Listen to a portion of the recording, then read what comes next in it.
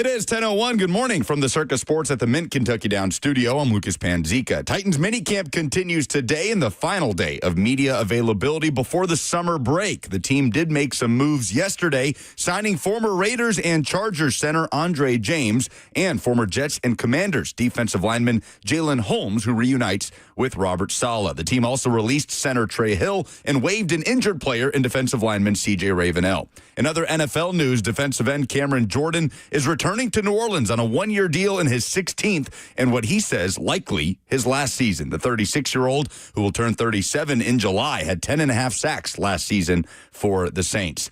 World Cup action Tuesday in Kansas City. Lionel Messi stole the show with a hat trick to kick off his record 6th World Cup appearance as defending champs Argentina beat Algeria 3-0. Messi at 38 is now tied for the most World Cup goals all time with 16. For all your foundation repairs and waterproofing needs, visit USSTN.com. Breaking news at once on your home for the Titans and Vols. This is 104.5 The Zone.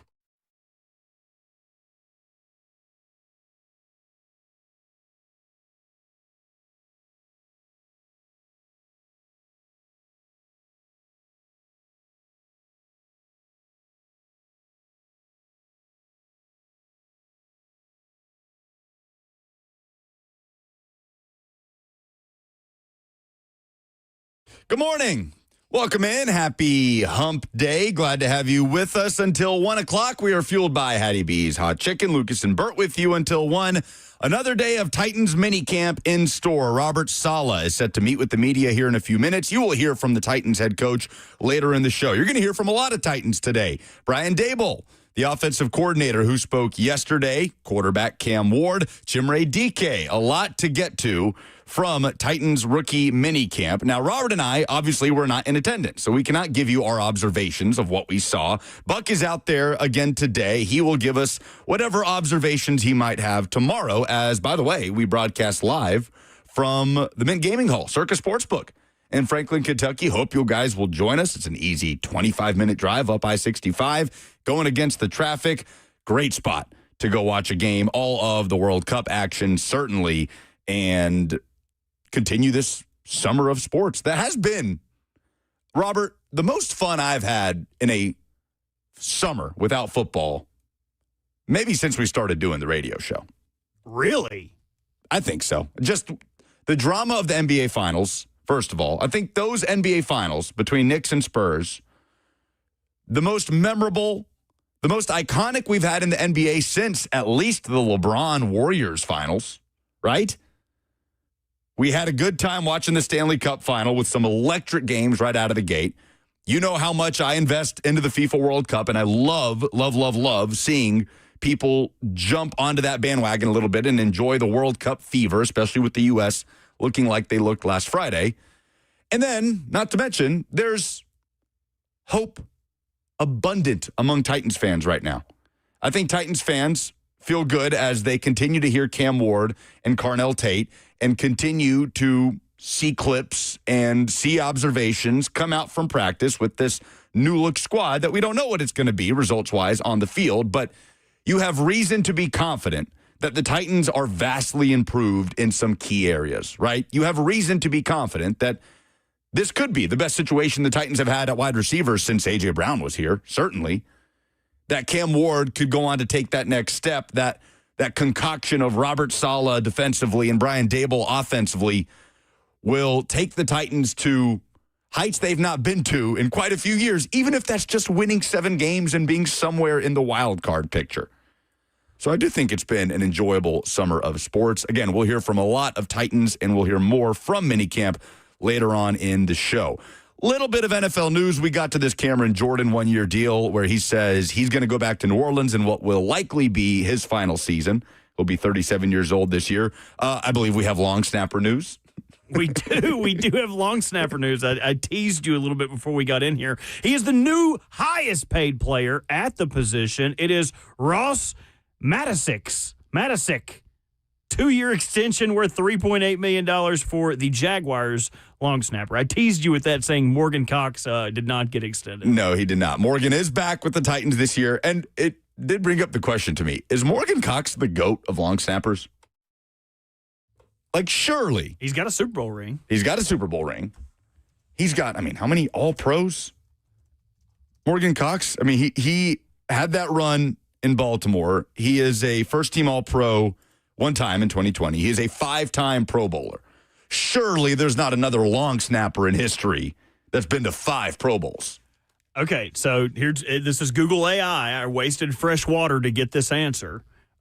Patrick Manley is widely regarded as the best long snapper of all time. He played 16 seasons for the Chicago Bears, 98 to 2014, recording 2,282 career snaps without a single botched snap. But it also notes other historically elite long snappers who often share in the conversation include Morgan Cox, known for his high accuracy and being the first long snapper in NFL history to earn an Associated Press first-team All-Pro honors. So, if you're going to put a long snapper in the Hall of Fame, come on. 40 years old, still doing it. Always fun to watch greatness, isn't it? Well, he's just endeared himself to the state. He played at Tennessee, VFL, yeah. playing at. Also, he's not a VFL now. You wouldn't. Oh no, Morgan Cox is a bona fide VFL. Oh yeah, what's your favorite Morgan Cox moment from Tennessee? Oh, there's too many to count. We could do a whole show on it. That's not fair. But it's fun to watch greatness. Everybody enjoys watching greatness, unless it was last night. Oh, you didn't enjoy this. This is it's gonna come up in Dumbest Thing in Sports, so I'll let you paint the picture for the people out there and let them understand what happened last night and why it's such a big deal that Messi made this hat trick and his 16th World Cup appearance. He's tied with Klaus. How do you say the dude's name? Oh, Miroslav Klose. Klose. Well, he is closer than ever to breaking that record. One more goal, and he would be the all-time goal scorer in World Cup history. It was important. Why? Not because the Argentine people expected to lose this game or it was a tight game, but it was a big deal nonetheless. Well, first of all, just big picture yesterday. The stars came out. We were treated yesterday. First, it was France and Senegal, and Kylian Mbappe just switches on in the second half, scores 2 goals, including a banger, a frozen rope out of nothing, and one of the last kicks of the game to seal the 3-1 win for France to open up group stage play. So that in and of itself, a historic goal. Kylian Mbappe, one of the most electrifying players on the planet, becomes the all-time leading scorer in French national team history with that goal at the age of 27 and scores his 14th career World Cup goal. Again, at 27, which puts him 2 back of that all-time record of 16 held, as you mentioned, by the German legend Miroslav Klose. So there's that. And then we fast forward to Norway and opening up their World Cup journey against Iraq in group stage play. Erling Haaland, the Manchester City star, one of the best strikers, the Viking leading the line up top for the Norwegians. He scores 2 goals in the first half to introduce himself in his World Cup debut. And Iraq falls to Norway 4-1. Mbappe shines. Haaland shines. And then it's Argentina and Lionel Messi at 38 years old. In a week, he'll be 39. Who one-ups all of it and steps onto the field and makes it look easy and scores a hat trick. His first career World Cup hat trick in his 6th World Cup appearance, which is a record, and to get to 16 career World Cup goals, which ties the all-time record held by Klose. A masterclass of a performance. And it's not all that often that you get to watch true greatness on full display. And that's what we got yesterday at Arrowhead Stadium, packed with Argentina fans, emotional, watching Messi, their icon, their god, doing what he did against poor Rock Chalk Algeria yesterday in Kansas City. So that was the greatness of what we saw yesterday from Lionel Messi. Now, what issues do you have with that? I don't want to get into it. It's my dumbest thing in sports. Oh, okay. I think it perturbs me a little bit when I asked you yesterday. We had a caller. Why is Hani Mukhtar not on a World Cup team? Why is he not playing for Germany? Why is he not playing for the U.S.? And you told me that there's only one player on Nashville SC that is playing for Iraq, I believe. Iraq. Ahmed Qasim, got the call up to Iraq. And it just bothers me. Made his debut yesterday off the bench. That Nashville SC can be this large MLS prominent team, always in the hunt, always at the top of the standings, not really at the basement, and they can only put one player in, but another team in MLS can have this dynamic, elite player. He can play for any team in the world. He can play for any league in the world. He'd still be a superstar. He would. It seems a bit unfair. Okay, I'll let you state your case. Okay. Dumbest Thing in Sports coming up at 11. We will have a prize to give away. We'll let you know what that is a little later on in the hour. But just real quick, the TLDR, by the way, that's a thing I say now. Too long didn't read? Yeah, because I just learned what it means. Also, when you would see that, you're like, that's never had a clue what people meant when they would write TLDR, would say TLDR. And then I just looked it up on a whim. I said, what does this mean? What is like TL semicolon? It's like the ICMYI, like in case you missed it. Yeah. Too long, don't read. Just here's the long and short of it. On Messi's international career with Argentina, because Messi has always been a superstar. He's always been a prodigy, and he's lived up to every single expectation of him as sky high as the talent level was, right? LeBron James style. The talent level and the expectation was as sky high as you possibly could have placed it on this kid, LeBron out of Ohio, and somehow he managed to smash every single one of those expectations. That was the case for Messi.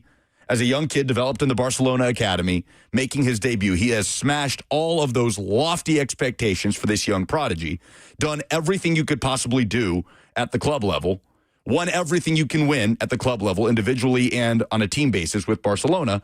But the thing that was missing for him for so long was the World Cup. And there was always that tiny little omission on his legacy that, yes, he may very well be the greatest player that's ever walked the earth, but he'll never be in that rarefied air that Pele and Diego Maradona are in because he didn't have that World Cup. He loses the World Cup final in 2014 against Germany in Brazil. And then in 2015 in the Copa America, which is the South American continental competition, Argentina gets to the final. They lose in penalty kicks to Chile. Messi misses a penalty kick. Robert, almost immediately after the game, Messi announces back in 2015 he's retiring from international play. It broke him. It broke him. He said, clearly, I am not destined to win with my country. He retired. It was hugely controversial. He was almost a villain in Argentina for a period. And ultimately, because what, they felt like he was abandoning them? Yes. And he said, I can't do it anymore. He couldn't. They got to multiple finals and they just couldn't get it over the hump. And he basically said, this just isn't meant to be. He retired at the peak of his career in 2015. He's like the Avatar. Like when the world needed him most, he vanished. Exactly. Is exactly like the Avatar. And he ultimately came back around and said, you know what? I'm going to give this another go. I'm going to come back to the national team. And he does that. He ends up getting that first trophy, winning a Copa America. But none of it matters unless you have that World Cup. Fast forward to 2018, Argentina gets bounced against France early in the knockout rounds in Russia. Messi's 31 at this point, and you thought, this is it. He's going to be 35 by the next World Cup. Surely this is his last World Cup appearance back in 2018.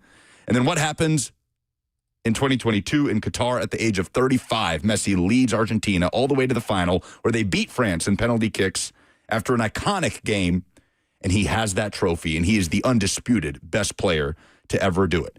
And then he comes to MLS. Yeah, why the hell did he come here? You did everything to do, so now you're going to go play with the fourth graders? And he came to MLS on another mission to raise the level of this league, to win everything you can win in this league. But as has been a common thought for aging legendary players that have made their way to Major League Soccer, of which there have been many, it is that he's coming here to retire. He's coming here to coast towards the end of his career in Miami, Florida, where he'll be very happy, where he'll continue to ball out for Inter Miami. But Robert, he hasn't wavered from that sort of position as being one of the 3 or 5 best players on the planet. At the age of 38, about to turn 39, back on the big stage, and he scores a hat trick. He does that as he kicks off his 6th World Cup appearance. I mean, you just throw your hands up and you say, how great is this man? What more can we ask of Lionel Messi to prove that he's the greatest player of all time? And if he does lead Argentina to yet another World Cup title and become the first player to lead a country to back-to-back World Cup titles since Pele did in 1958 and 62, then it takes it to just a whole other level. But there was a period about 10 years ago where Messi's international career was over and his legacy in Argentina was tarnished. And now here we are. We thought the send-off was in 2022 when he lifted the trophy, but he's back in 2026, and he's just doing Messi things, about to be 39 years old. Incredible. All right, how do we get him to not come back? Maybe if Argentina wins, maybe he's like, oh, okay, I'm done. I'm good. Is that a chance? Do we just fix it for them so we don't have to deal with this dude anymore? He's 39. Surely this is it. Surely this is the last time Messi's on the World Cup stage. But we said that in 2018 and we said that in 2022. Last summer, Messi himself said, it's probably not realistic that I'm at the World Cup next year. I'll be 39. But here he is, and he's the best player in the competition. It's unbelievable. Is this unprecedented? Like, who is like the Tom Brady, Drew Brees, like stuck around longer than they should have, but was still good at a high level as an elder statesman? It's Messi. It's Messi at 39, and it's just remarkable. It's remarkable. We've seen players have longevity in their careers, but not like this. Not like this. Just incredible. So the stars were out yesterday. Messi shined, Haaland shined, Mbappe shined, and today, Cristiano Ronaldo, you're up. As Portugal begins their World Cup journey coming up at 11 o'clock, Cristiano Ronaldo at 41, who certainly is not at the peak of his powers, I'm sure watched that Messi performance. I don't think we're going to get something similar from Ronaldo today, but the stars are out at the FIFA World Cup. Ronaldo plays today. England begins their journey today with Harry Kane up top, the all-time leading scorer for the English national team.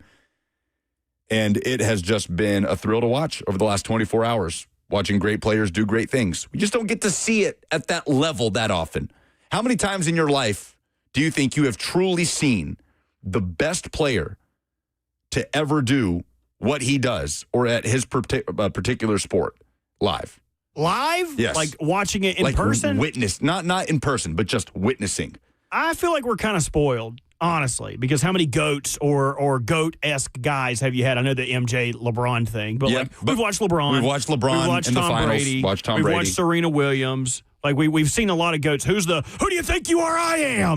He's the GOAT for bowling, which, by the way, if you hadn't Pete Weber. Pete Weber. Oh, you've watched Pete Weber, have you? I have, yeah. Well, I've seen that clip hundreds of times. Well, it's not live, but, and while we're talking about bowling, don't forget Split Happens. Yes. Happening July 16th, 6 to 9 o'clock. 3HL will be there doing their show, but come hang out with us. Bowl, $40 gets you in the door to bowl for 3 hours. That's shoe rental, that's ball, that's lane, that's fun and all. Come hang out with us. We'd love to have you. I've got the QR code on the screen right now on the stream if you're watching on YouTube. And if not, you can go to 104.5 The Zone and get your tickets. It should be a big time. I love this event every year we put it on. It's a blast. We hope to see you out there. 1045thezone.com. Eastside Bowl, really cool spot. Like the retro style bowling alley with that old school diner, a billiards and arcade room, full bar, great menu. Can't wait to see you guys out there July 16th. Oh, hold on. What? We got to chime in. Cheyenne has submitted a GOAT that she has watched live. Oh, Cheyenne's listening? Unfortunately. Well, hello, Cheyenne. It's surprising because I haven't talked any crap about her, so of course she's listening. Cheyenne, it's wonderful to see you. Yeah. Hello, welcome to the show. Simone Biles. Oh, yeah. Hell yeah. Good for her. We watched Michael Phelps. We did watch Simone Biles. We watched Usain Bolt. But when you think about how often we're watching sports. Right. Those are, though we just rattled off like 8 people, they're still so far and few between, and you have to appreciate those moments when they come around. And Lionel Messi with his first career World Cup hat trick yesterday, his next goal will make him the all-time leading scorer in World Cup history. More than Maradona, more than Pelé, more than Miroslav Klose, more than Ronaldo, the Brazilian Ronaldo, and the Portuguese Ronaldo. Just incredible. Greatness on full display. We have more of it throughout the course of today with the World Cup action picking up at 11. Brian Dable is trying to make Cam Ward great. He spoke to the media yesterday at Titans Minicamp. We'll hear from the Titans offensive coordinator next.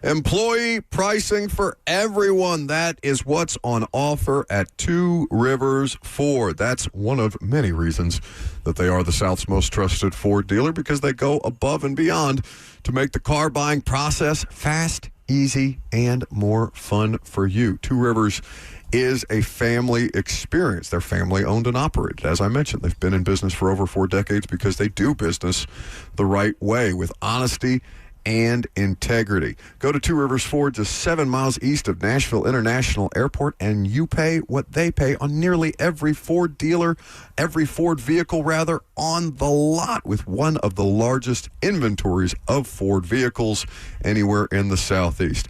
Two Rivers Ford, local, honest, real, the South's most trusted Ford dealer.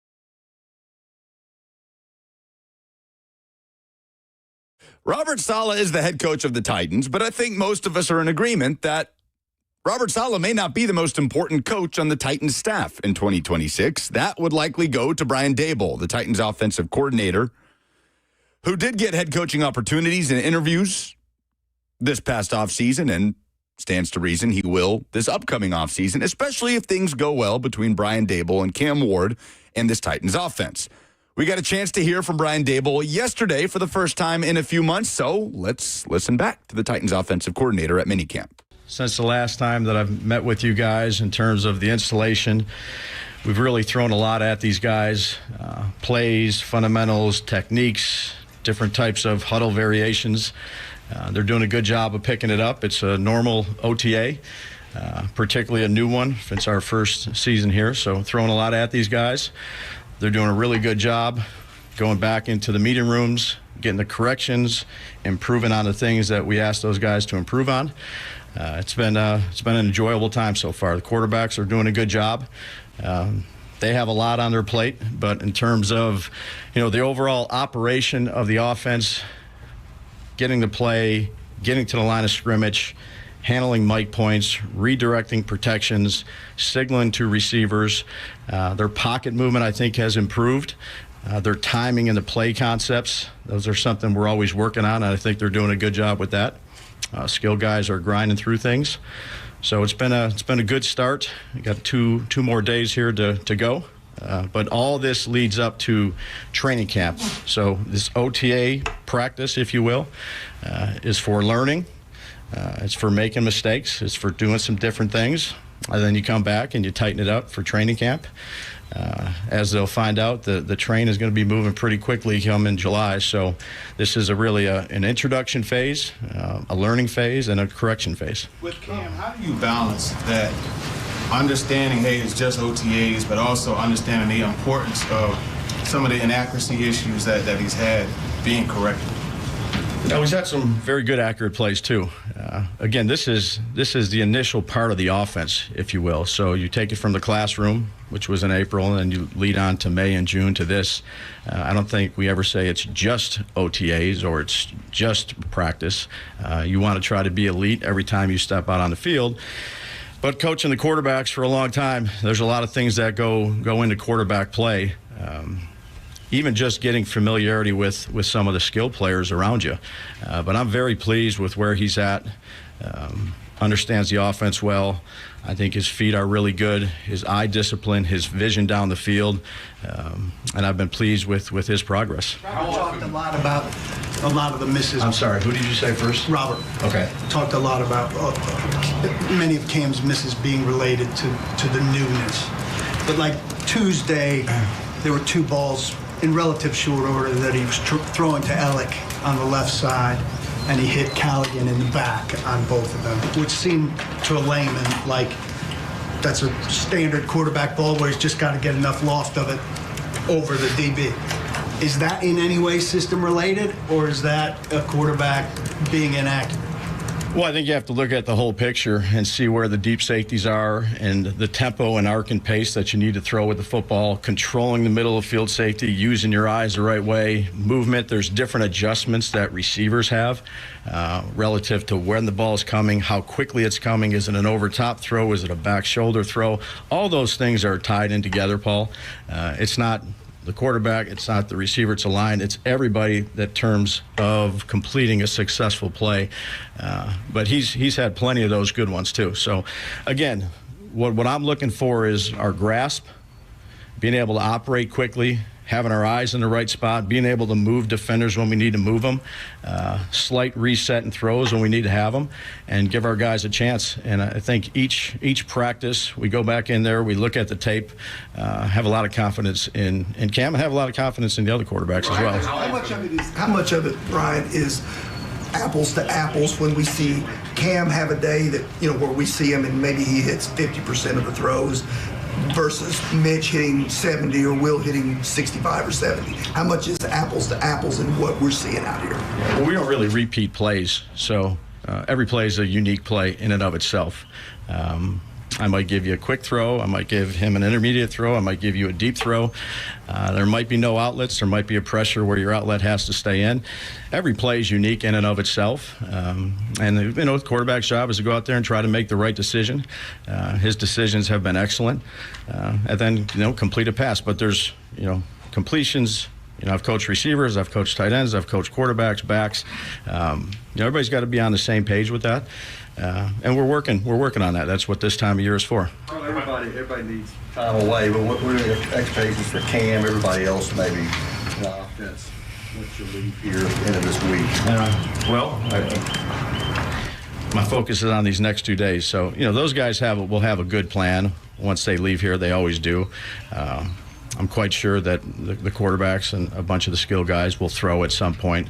But they're going to have to, stay in the playbook the best they can, make sure they're in elite physical condition, work on some of the things that, the coaches are going to ask them to work on, and come back ready to go, healthy, in shape, and be ready for a tough training camp. Brian, with Cam, but behind the scenes, what are maybe some of the ways you're trying to push him, like in ways that we're not seeing as laymen's, and how has he responded to the way you're trying to push him?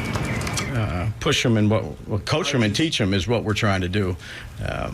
Again, he's got very good awareness, field vision, instincts, and you go out there, you practice, you do individual drills, you go to 7-on-7 or team settings. We've done a good amount of situational work, and you come in and you correct it or you praise it, but you teach it. That's what at the end of the day, we're teachers. We got to do a good job of teaching, and he's a good student to teach. When we talk about accuracy, in your experience, is that something that can be taught or improved throughout a career, or is that something that's one of those more innate traits that somebody just kind of has? Well, a lot of people talk about accuracy. That's the job of a quarterback. I've had guys that have had high completion percentages, that had low completion percentages a year prior. Cam can make all the throws. He's going to be a good quarterback. Where are you guys with option routes, and how much of an adjustment is that to Cam and to a lot of his targets? Where's the progress on that? How do you feel guys are in sync? What kind of option routes are you talking about? I don't know. Maybe you could tell me. Well, I'm trying to give you the answer you're looking for. So there's a lot of option routes in our offense. There's slot option routes. There's outside vertical option routes. There's inside intermediate option routes. Sometimes a receiver has a three-way go on a route that we throw one direction and the receiver goes the other direction. And sometimes, the receiver sees one thing in his route and the quarterback's waiting on it and sees a different thing. So you throw the ball away, you move on to the next play. But, those can take considerable amount of time. They're all different. So they have, they have to start with what the coverage is, the receiver and the quarterback. Where's the defensive help? Where's the leverage of the defender? What can I do? What can I do as a receiver? But we've had plenty of them, and you're always working on those. I think this is a good time of year to work on these, Paul, to figure out who you can really trust, the body language of one player in particular, the other. They all run a little bit different. Some are taller, linear guys. Some are shorter, quicker guys. And you can do them on air and practice on air, but there's nothing like the game rep or the practice rep against the defense that gives you the different looks that you're going to see as a quarterback and in particular as a receiver. I'd say that the inside breaking option routes, if you will, are maybe a little bit more difficult than the outside just because there's extra defenders in the box, and both the quarterback and the skill player, whoever that may be, we do it with backs, we do it with tight ends, we do it with receivers. That requires a lot of work.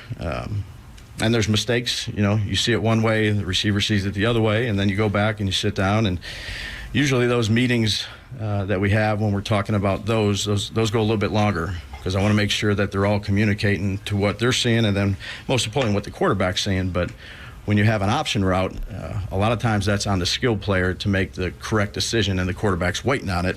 So you might be a tad bit late, but you want to be right on that. With those slot routes, the choice routes and things like that, for Wandell and your past experience, that process of getting on the same page, was that a lengthy process? And how do you think that's going to be here with he and Cam developing that? Yeah, I think we're making good progress with it, but again, you have to do it, and you have to make the mistakes, and you have to see it. I just, take my time back to New England with, the quarterback Tom that he had there and the slots that I covered. And then I go to New England, and Cole Beasley is as quick as they come, and Josh is speeding up or slowing down, and it just requires a lot. So, again, at this time of year, you're throwing a lot on their plate. So maybe you get 1 or 2 reps, and then, the next couple of days you don't get any, then you come back and get it again. But we've worked at it pretty extensively. We're still learning. Brian, you're essentially on the same setup this week as you've been in OTAs, Adam. Excuse me, but Robert just said most of the installation was put in the 8 to 9 practices leading up to this. How do you view these 2 days in terms of what you want to accomplish, knowing it's all building for training camp in a month? It's just the next day. It's very similar. Again, we all know the structure and the rules behind these practices. But every time we go out to practice, our goal is to be, elite at what we do. And we understand that's from a coaching perspective, a player perspective, and that's not going to happen. It's practice. You understand that. But the most important thing is let's not be error repeaters. If we make a mistake on a Tuesday, let's not come back on a Wednesday or a Friday when it's run again and make those, because, again, this is the time to do it. This is the teaching. This is the learning. This is the installation. And when July hits, the days are running out of time and you're getting ready to play games pretty quickly. So you use this as a foundational piece, things you can draw from when you're doing installations come July of, hey, on this option route, this hook player was here and this curl flat player was here. Wandell, why'd you do this? And everybody sees it again. Kind of whole part whole. We threw a lot at them. You bring it back. You throw it at them again, and it's their responsibility to get it and then to run with it. What's impressive about Tate early on? Young player, still learning, but he's smart. He's got good ball skills. Everything we saw on tape at Ohio State, he's come in, he's acclimated himself well, as all the rookies have. But again, he's doing what's required right now, and he's doing a nice job. Really like the kid, his personality, his demeanor. But he's, for a young player, we've thrown a lot at these guys, and he's picked it up extremely well. I've done this for a long time. In terms of picking it up, he's been one of the tops at the skill position. Who else? Anybody got anything else? Buck, do you have anything? I know you were asking something. No, you're good. I just wondered how easily that message of patience at this time of year comes to players. I'm sure it depends on different personality types. Yeah, again, I think you have to understand, and those players have to understand. The coaches have to understand it. I have to understand it at times because, you want immediate gratification all the time. So you want every play. If you're a perfectionist, or you have you place a great deal of importance of what you do and how you can do it, you want to be really good at it. But again, I've done this for a long time. That's what this time of year is for. There's plenty of mistakes, and then how do you recover from those? I think you're learning that too. You're learning that about your players when you're in the meeting room with them, when they do have a bad play or a bad decision, or they miss a protection point, or we don't go out to slide out to the nick, whatever it may be. And you're getting to know the players too, as a coach, of how you need to coach them. Some guys can take really hard coaching, some guys less. So I think it's important for all of us to get to know each other in competitive settings, as competitive as it can be right now, but that's what it is. And, you should never go out there and just say, it's just this, it's just this. We're always trying to be good, but I think there's a process to it. And this is what we're going through right now, which is there's been a lot of good plays. There's been a lot of good plays. I mean, I just use Cam, for example. He's had a ton of good plays. I could show him all the good plays. Timing, ripping it, moving the defenders, seeing things that, has been pretty impressive. And then we've had plays where, we need to be better at. That's all of us. But I really enjoy working with this group. I enjoy working with all the quarterbacks, but I'll just say in particular Cam with his approach, his vision, his mindset. It's been a lot of fun, But we got 2 more days of this and then a month off and ready to go in July. All right, that's Titans offensive coordinator Brian Daboll speaking yesterday. That was before the first practice of minicamp. Today is day 2. Robert Saleh has spoken with the media. You'll hear that press conference coming up in the noon hour. The team is on the practice field as we speak. So Dable not really conceding much as it pertains to some of Cam's reported inaccuracy issues that we heard about coming out of mainly OTAs. Sounds like yesterday Cam Ward had a much better day, and we'll get into some more detail on that. Jim Wyatt, as he always does, tracking every single completions. I don't know how Jimmy does it, but Jimmy very complimentary of Cam Ward yesterday, saying he looked more accurate, more comfortable, especially compared to last week. But Dable not really willing to, he wasn't conceding anything. And look, and I don't think it hurts for Brian Dable to say, yeah, no, Cam Ward missed on some balls because we're not out there. So I'm always wary to sit here and say because he did. I didn't see it. I didn't see it happen. And it's also worth mentioning, I heard Zach say this the other day, Titans media were complaining pretty loudly not that long ago about their new vantage point at practice, right? So how well are people even seeing what's being reported at practice? But it was pretty unanimous that Cam Ward had his struggles during OTAs. So I don't think it would be the worst thing in the world for Brian Dable to just say, he absolutely could have been better on some things, but he didn't do that. Especially to end it, right? To cap the whole presser off with saying, like, I believe in Cam. He's had a good couple day of practices, and we hope he'll keep building on that. We also don't know the position they're being put in practice. Like, is it a 3rd and long where they're putting Cam in a bad situation to see if he can work his way out of it? We're just not privy to what they're doing in the moment. Yeah, there's just too many variables there, man. And I get it's summer, and we have to talk about these things and have some sort of reaction to these things. But I know, for example, Robert, if I didn't have this job and we weren't here every day and we had to discuss it and what it means, I wouldn't even bat an eye. I wouldn't even have a discussion with it with a buddy at a bar, right? It's OTA numbers. And now minicamp numbers, it sounds like there's been progress today and things have been good, but there's too much that we don't know regarding the context. It doesn't mean that it's just not true that Cam Ward could have been better. It sounds like he could have been, but there are too many variables we don't know about to sit there and have any definitive opinions on what Cam Ward's completion numbers mean during OTAs. But sounds like those numbers were improved today, so that is something good for Titans fans. We'll get into more of those coming up in the next hour, but we have SEC observations coming up next. This is a different court, Blair. Same result, Slay. Oh, okay, Blair. See, that's Tyler Tanner. See, Tyler Tanner's in the house now. Let's see what you got. Jerry's out, Blair. Blair, come on. Okay, Blair, just come sit down. Come on, Blair, stop. You're going to get hurt. Blair, get off the court. That's enough. What's the verdict, Blair? The courtroom is where I play ball. Boy, Durham, injury law, and that ain't got no rules. The guaranteed offer is the simplest, least stressful way to sell your home. You go to our website, you fill out a quick form, we set an appointment, we bring you an all-cash offer. Literally, there's no lockbox on the front of your house, there's no showings, we pay all cash, we close in as little as 21 days, stress-free. We've helped thousands of homeowners just like you sell your home the hassle-free way with a guaranteed offer from Mark Spain Real Estate.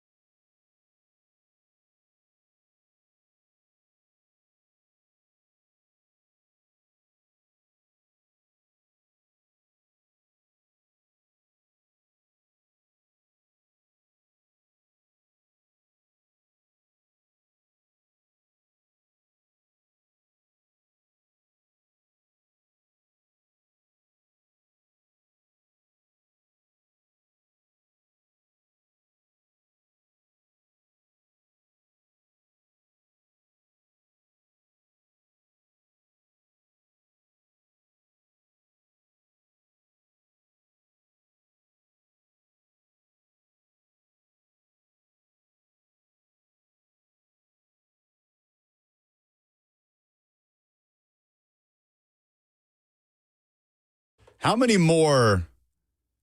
much more coaching turnover do you think that intro sees in the next year or two?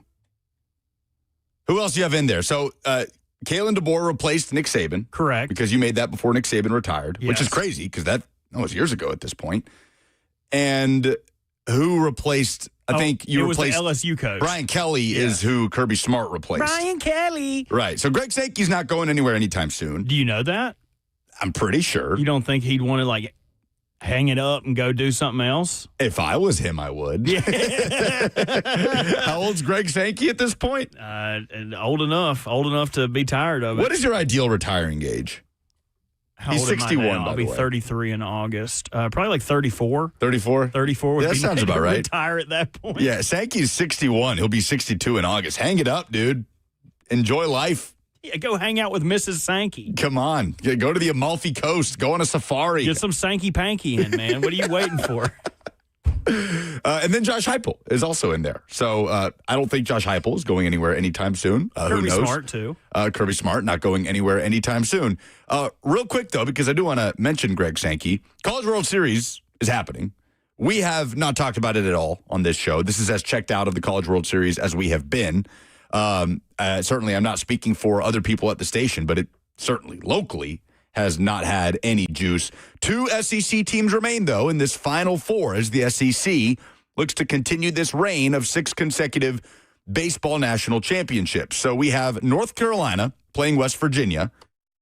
That is happening today at 1 o'clock. Oklahoma plays Georgia later today at 6 o'clock in Omaha. You catch that? You got some hiccups? No, just got a random hiccup. You guys scare me. Can you scare me? I can't let you know I'm going to do it. All right. So UNC and West. Jesus Christ. Okay, that worked. UNC and West Virginia at 1 o'clock. West Virginia already has the one loss. UNC would have to lose twice. Oklahoma and Georgia. Georgia has the one loss. Oklahoma would have to lose twice. So, Robert, it is the mighty SEC against your precious ACC in Omaha. The last team standing in the ACC. North Carolina and West Virginia. West Virginia. No, it's Big 12. Duh. Dude, come on, man. You're the one that's supposed to know where the line of demarcation is. West Virginia. What are we talking about? North Carolina. North Carolina is your last hope for the ACC. They do have the upper hand. They do not have that loss. And if they beat West Virginia this afternoon, the Mountaineers are eliminated. UNC is off to the National Championship Series. Did Troy already punch their ticket, or are they out? Troy is out. What a run, though, man. Dude, First College World Series. 12-0. Must be nice. 12-0 to West Virginia to get eliminated yesterday. And they were hanging them up there too, weren't they? In the super regional portion, they were doing really hanging the runs up there. They hung up 12 runs on Ole Miss on Sunday. I mean, Troy made a good account of themselves. That was a cool story watching them go to Omaha and go deep. So what are the SEC teams that are at risk of being eliminated? Oklahoma's a loss away. If Oklahoma loses to Georgia tonight, no, I'm sorry. I had that in reverse. Georgia is a loss away. So if Oklahoma beats Georgia tonight and sweeps them, Oklahoma is on to the National Championship Series. So we'll see what happens. Meanwhile, speaking of Greg Sankey, we talked a few weeks ago about how Greg Sankey just stayed mum on the Brendan Sorsby stuff. We did not hear from him at all. And maybe this is why. Maybe Greg Sankey just wanted to sit back and wait this out and said, I've spoken enough on the general state of college athletics. I think everybody knows what Greg Sankey's thoughts on Brendan Sorsby being eligible in 2026 would be. So he hung back and he sort of let the situation play itself out. And the end result is that Brendan Sorsby will not be playing college football in 2026. As we talked about a lot yesterday, he's off to the NFL supplemental draft. The question that I have, Robert, is will there be another Brendan Sorsby somewhere along the way? In this era where you can find whatever loophole you want, there's nothing to stop another student athlete from getting in trouble for gambling and finding a good attorney and being valuable enough to his team to where he is backed by his program. And the same thing in court plays out. It's not likely, but to say it's impossible is just wrong. Do you think the Sorsby situation and the fallout from it and the fact that the fallout led to Sorsby just saying, you know what, I'm just going to go to the supplemental draft, even though he was still technically eligible to play, at the time of that decision. Is that fallout enough to discourage any other players that face a similar situation from following the same path? You would hope so, but also it would have to be a quarterback for it to be this level again, right? Like it couldn't be a high-profile running back or a wide receiver or a defensive player to do this, to feel the same as far as scope goes, right? So you would hope that there would be measures in place to teach these kids, hey, guys that are in high school, guys that are redshirt freshmen, look at this, learn from this. Don't fall into peer pressure. All your buddies that are day drinking, putting in bets for baseball, it's not worth it. You're going to end up hurting yourself on the back end, where even though Sorsby is going to get an out, he's still going to get to go to the NFL because he's talented. He's not going to get there without scars. He's not going to get there without his public appearance being marred by this situation. So it should prohibit people from doing that. Could you ask the same thing about Vic? Like, is this going to keep anybody from dogfighting? What it looked like it helped, right? It looked like there's not a whole lot of people out there fighting dogs or cats or anything anymore. That was a unique thing, right? I mean, how singular was that to Michael Vick? You know, like how many athletes have we seen drunk driving? I mean, ugly situations, domestic violence, right? A litany of criminal categories that legions of athletes have fallen under. Gambling scandals as well. But that was pretty singular, wasn't it, to Michael Vick, which, to his credit, he's had quite the redemption story. And now, in that end, like, there will be a new, just because there wasn't legal gambling back in the 2010s or wherever that you might know a guy who you can play some bets with, but it wasn't as trackable as it is now. I'm sure there will be another instance of a new thing that we don't even know about yet. Like, it may be...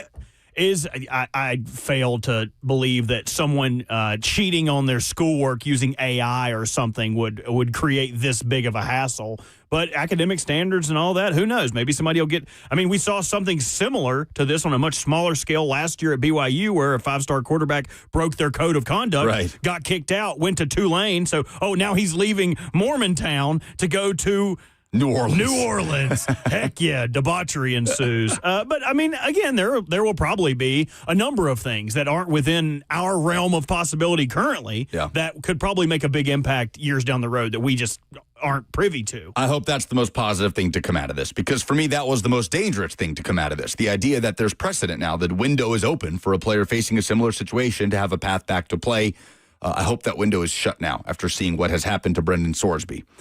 That is my hope, at the very least, in this chaotic midst that we're in.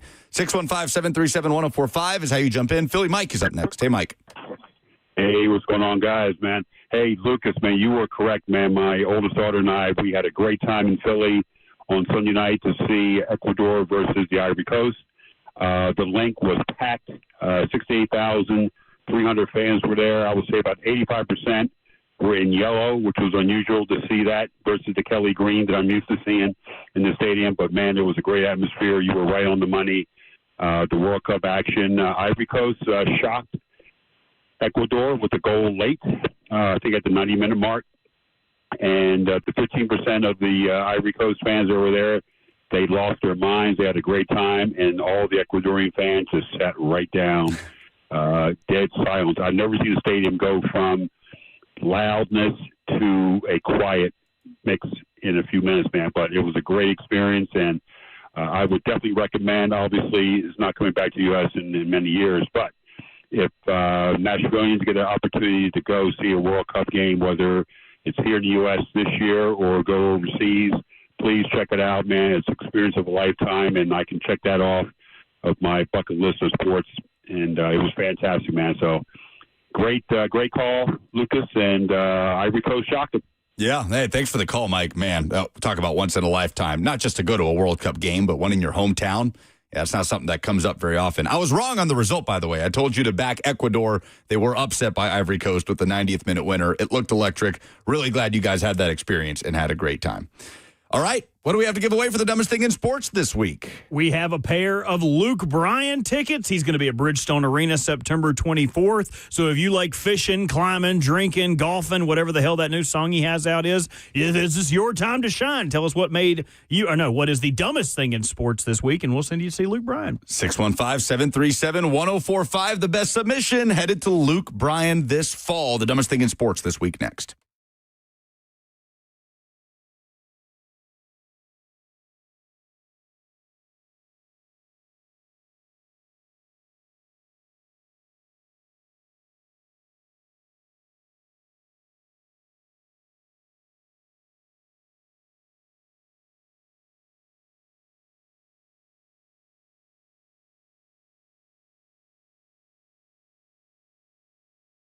Nothing worse than a plumbing, HVAC, or electrical emergency. Most of the time, you don't know what it will cost, or if it'll get fixed correctly, or if someone is just trying to sell you something. That's when you call Hiller Plumbing, Heating, Cooling, and Electrical.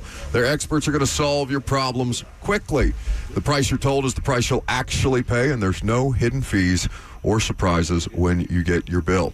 Hiller has been in business for over 35 years. They're family owned and operated. Their techs are professional, experienced, and trustworthy. When they're on their way, you'll receive a photo of the tech and a link to track them in real time. No more wasting time waiting around. 100% satisfaction guaranteed of Happy You'll Be, where the service is free. That is the Happy Hiller promise. So visit them and book online today at happyhiller.com.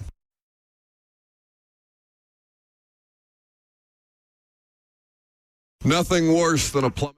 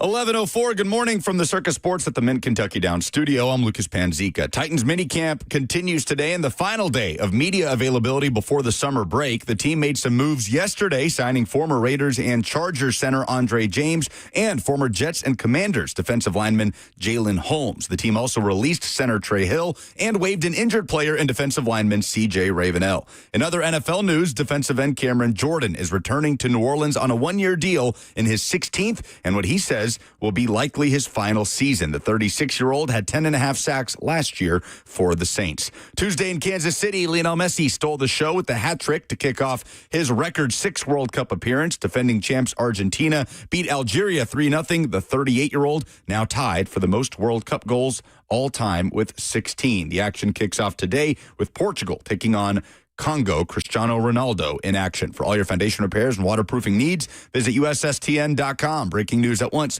on your home for the Titans and Vols. This is 104.5 The Zone.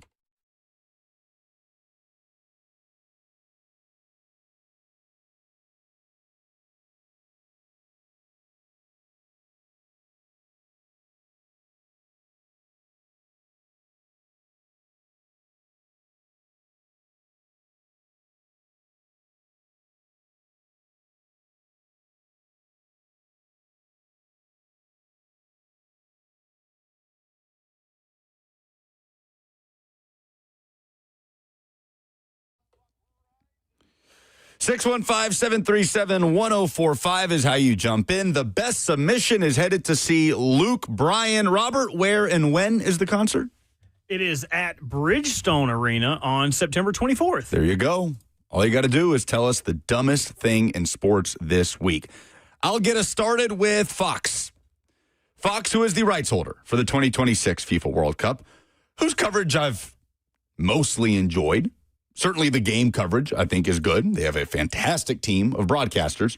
But they're the dumbest thing in sports this week because Front Office Sports, Michael McCarthy of Front Office Sports, put this out there yesterday that sources within Fox have expressed to him that the network is very frustrated by ESPN's lack of World Cup coverage. Here's a quote from an anonymous source to Michael McCarthy. We're talking about a historic performance by Team USA. Where in the hell was ESPN?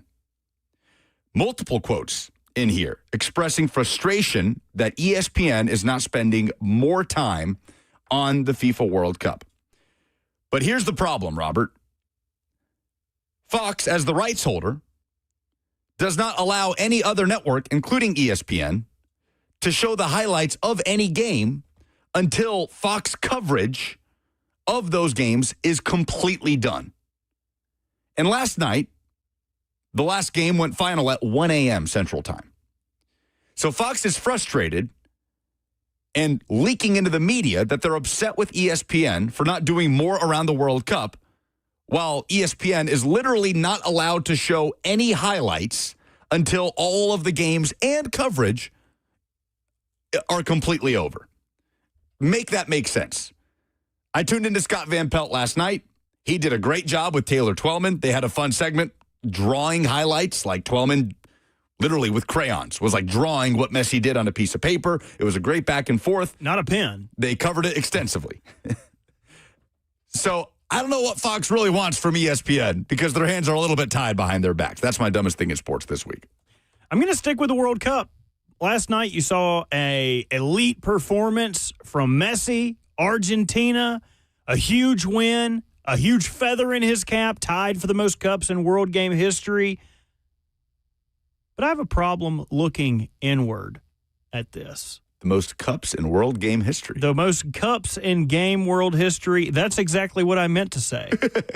And I'm going to say what I mean to say here because I learned this from Family Matters. People like people that say what they mean, not say mean things. So I'm going to say what I mean right here. Messi should not be allowed to play in MLS. I asked you yesterday, how many people from NSC are in the World Cup? One guy. Say his name again. Ahmed Qasim came off the bench yesterday for Iraq. Playing for Iraq. NSC, one of the best teams in MLS, always, perennially at the top, in the hunt, on the fight. They're trying to make it. And this one guy This one guy. Some people could say he might be the best soccer player of all time. I don't know. I wouldn't be one of those people because I'm not going to pretend to know who the hell Messi is. But I know one thing. He needs to pack his bags and get the hell out of here.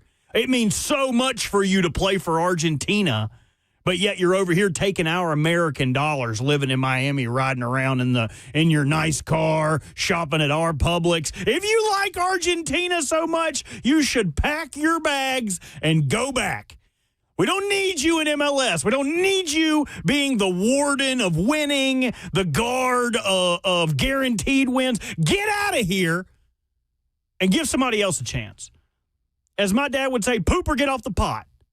And I'm tired of it. You're too good. You don't need to be slumming it up out here with us Americans. Messi being in MLS is my dumbest thing in sports. But what's your we can't compete. He's too good, you're saying? He's too good. He's too good. Oh, if you're so good, go play with the best play. Like, what would the argument be against a quarterback who's like, no, I'm going to stick around in the Pac-12. I think I can really make a name for myself here at Oregon State. Why? Why not go play in the SEC? Why not go play in the Big Ten? Why not go play in the ACC? Why not go play somewhere where you can make a name for yourself against the best competition there is? But instead, you're going to take some money and schlep it out over here and just coast by on your history. He's done it for a whole career. Well, keep doing it. He did go up you're against... not good enough. Oh, you're not good enough no more to play with those guys. You got to come over here and play with us. He's about to turn 39. He's not supposed to be good enough anymore. Oh, but apparently he is. Apparently he is. Apparently he is. And he has raised the profile of Major League Soccer, no doubt. And by the way, if you enjoy watching greatness, Lionel Messi and Inter Miami will be playing Nashville SC at Geodis Park on August 15th in less than 2 months. So, Robert, let's make sure you're there front and center. I'll be there, and I'll be booing him. Oh, yeah. I'll be booing him. You better. And distracting him. We need a player whose last name is Clean, so he could be the Mr. Clean to fix all of this meth. Oh, Lord. Right now, Nashville and Miami go head-to-head. Nashville is the better team right now than Inter Miami. No question, Messi is one of the best players in the world and obviously the best player in Major League Soccer. But Nashville, the more collective unit right now than Inter Miami. But Messi will be here in 2 months, and MLS is most definitely happy to have him, even if his opponents don't totally enjoy going up against him. Sharing a field, though, with the greatest of all time is something that is not taken for granted. I know certainly by Nashville players that have faced Messi various times at this point. 615-737-1045 is how you jump in. The best submission headed to see Luke Bryan. Braden in Lafayette is up first. Hey, Braden. Braden, what you got? All right, no Braden. Lewis in Vegas is up first. Hey, Lewis. Hey, guys. Appreciate you for taking my call. My dumbest thing in sports I saw this last week was the coach of the Golden Knights after Game 4 in an interview flat out saying, I am not coming back. This is my last. I'm not coaching anymore. It was already a done deal. And then after that, Game 5 and Game 6, the Golden Knights did not show up. Why would you even say that? Why don't you say, I'm going to wait to answer these questions until after the finals? Feel like he took the air out of the Knights during this Game 5 and Game 6 of the finals. That's my submission. Yeah, thanks for the call, Lewis. Be sure to stay on hold for your chance to win the tickets. It's not a bad submission, and I feel like that can work one of two ways, right? You can set that up as your send-off. Again, John Tortorella, legendary figure in NHL coaching. So that can rally your team around you, and I'm not saying the Golden Knights played any differently because of that announcement, or it could be a really bad look. And it did end up being the latter. The Carolina Hurricanes, the better team, the best team in the NHL, certainly the best team of the NHL postseason. But I can see why it is an odd thing to do right there 4 games into the Stanley Cup final, Lewis. So I hear what you're saying. Shane is up next. Hey, Shane. I'm going to stick with the World Cup. The fake feud, I guess, with Australia that the U.S. has, that little article was kind of crazy, especially since it came from somebody who never played on the United States men's national team. So it's just who wants to have a feud with Australia? I would love to go on vacation there. I don't want to have a feud with Australia. Wait, hold on. Educate me, Shane, because I have no idea what you're talking about. Just look it up. There's a guy who put an article out who never played for the men's soccer team, and he said that the U.S. has such beef with Australia, and I guess it's just because we're coming up on playing Australia in our next game. it was just ironic to me. I've never heard of a beef in soccer with U.S. and Australia. Okay, thanks for the call, Shane. Stay on hold for your chance to win the tickets. I think this is what you're talking about. Mike Grella, who played a long time in Major League Soccer, is an analyst for CBS Sports Golazo Network, who said there is no shot Australia can compete with the United States. And apparently Australian fans have been coming after him. It's created this war of words to build up to this group stage clash between the two nations on Friday. I don't mind it. Let's add some spice to this. Let's get a little rivalry going between two of the only nations that call it soccer, the United States and Australia. Tim is up next. Hey, Tim. Hey, guys. So, yeah, I guess we're doing heavy on the soccer for dumbest thing in sports this week. Obviously, there's not a whole lot going on besides the soccer, so I'll pile on with how dumb some of the soccer stuff is. I'm a big soccer fan. I won't say I watch it, like, religiously, but, when the big tournaments come around, I'm into it. I'm Portuguese, and I'm all in. Correct me if I'm wrong. There usually aren't breaks in the middle of the halves of soccer games, correct? That's a rhetorical question. Of course there isn't. The dumbest thing in sports is these damn TV people that basically just created 4 quarters of soccer matches. They're using the guys that is so hot out that these players need hydration breaks. That's never really happened before. It's just an excuse for them to take a break for a few minutes and show us more car commercials, is it not? Yes, that's exactly what it is, Tim. Again, remember to stay on hold for your chance to win the tickets. And it's a great submission by you. We can understand why it's happening and also hate it. I hate that the World Cup comes to the United States and we do the most American thing ever, which is put commercials where there have never been commercials and break it up into 4 quarters. I despise it. Tim, leader in the clubhouse so far. I've never once in my life watched a soccer game with a commercial in the middle of a half. And now here we are, and it's going to be tough to get used to throughout the course of the World Cup. And yes, we can know why it's happening and still despise it. Oh, we've got another Tim. Tim in Murfreesboro is up next. Hey, Tim. Hey, good morning, guys. My dumbest thing in sports is Game 6 of the NBA Finals Saturday night.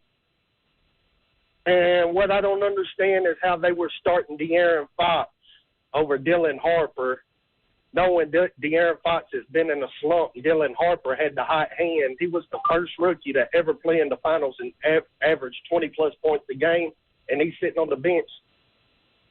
That's my dumbest thing in sports right there. Thanks for the call, Tim. It's a good submission. Charles Barkley had been calling for De'Aaron Fox to be benched by Mitch Johnson and the Spurs. It did not happen, and in hindsight, it most definitely should have happened. Good submission by you. Mary Claire will close us out. All right, so my dumbest thing in sports this week is you, Lucas. Okay, what you got? You are claiming that Messi has tied for the record in goals scored in the World Cup, and you are wrong, because one of the women has more goals than Messi in World Cups. Her name is Marta. And if you watch soccer, you know who she is. She plays for Brazil, and she has scored, like I said, she has scored 17 goals in the World Cup so far. Yes, an important distinction by you, Mary Claire. It's a good submission. Brazilian legend Marta does have the most goals in World Cup history. Messi is tied for the most in men's World Cup history. So thank you for that clarification. You're not wrong, Marta, an absolute legend. At least she wasn't arguing that Taylor Swift is actually a Knicks fan. Oh, was Mary Claire arguing with you about Taylor Swift not being going back? I was being facetious. We were going back and forth on. Is that where you were demanding to see the gear? Where's the Knicks gear? Yeah, it's like, where'd she wear it at? She hit me with receipts. Like, she's been a fan. It was fun. Okay. Good submission by Mary Claire, because she's absolutely correct. Marta deserves all of the flowers in the world as an absolute icon of the sport. But I think I lean with Tim and Mount Juliet. Commercials in soccer. Robert, I clench my fists every time the hydration breaks send us to commercial. It's brutal. Well, how else are the English going to compete? It's brutal. They've got to get their electrolytes down. Yeah, well, that's true. They start their journey today. And is that 3 o'clock? Fully expect them to struggle. Oh, I believe it is 3 o'clock. I can confirm that. Ronaldo and Portugal start against the Congo coming up at noon Central Time. Yes, that is correct. So the heat is a huge factor for the English national team. Always funny to point and laugh at. But Appreciate all the submissions. I do think Tim had the best one. Commercials don't belong in soccer, but as we talk about, got to feed the cash cow. All right, Tim, you're going to Luke Bryan. Stay on hold so Robert can get you the tickets. We're going to hear from the Titans quarterback, Cam Moore, next.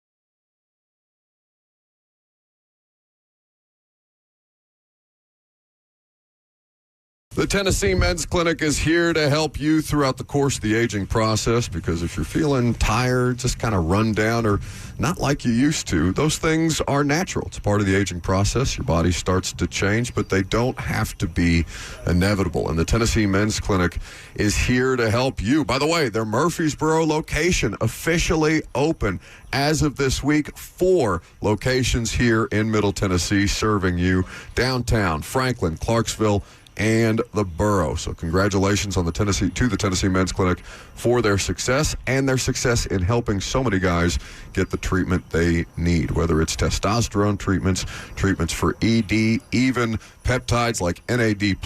The Tennessee Men's Clinic is here to help you through that process and give you individualized treatment, not cookie cutter like most places or online pills. Visit them online today and book your appointment with ease at TennesseeMen'sClinic.com.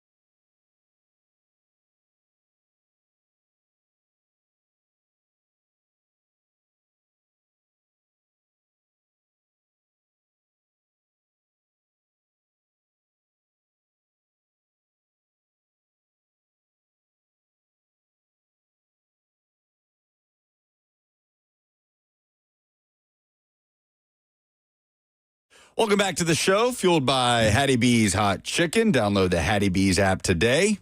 East Nashville location coming soon. Counting down the days. 615-737-1045 is how you jump in as we get ready to hear from Cam Ward. Robert, I did pull it up just to check and see where the game is. You were talking about the English national team and their struggles with anything above like 75-degree heat. For them, that's inhumane. But they're in Jerry World today, or Jerryville, as it's been called during this World Cup. So don't have to worry about the heat against Croatia coming up at 3 o'clock. It's probably still hot outside. They're probably going to break a sweat walking in there. Yeah, maybe getting off the bus, one of them might collapse or something. It's probably pretty hot in Dallas. It feels great here. It's like springtime weather right now in Middle Tennessee. It feels incredible outside. Just one of those days you wish you could do the show outside.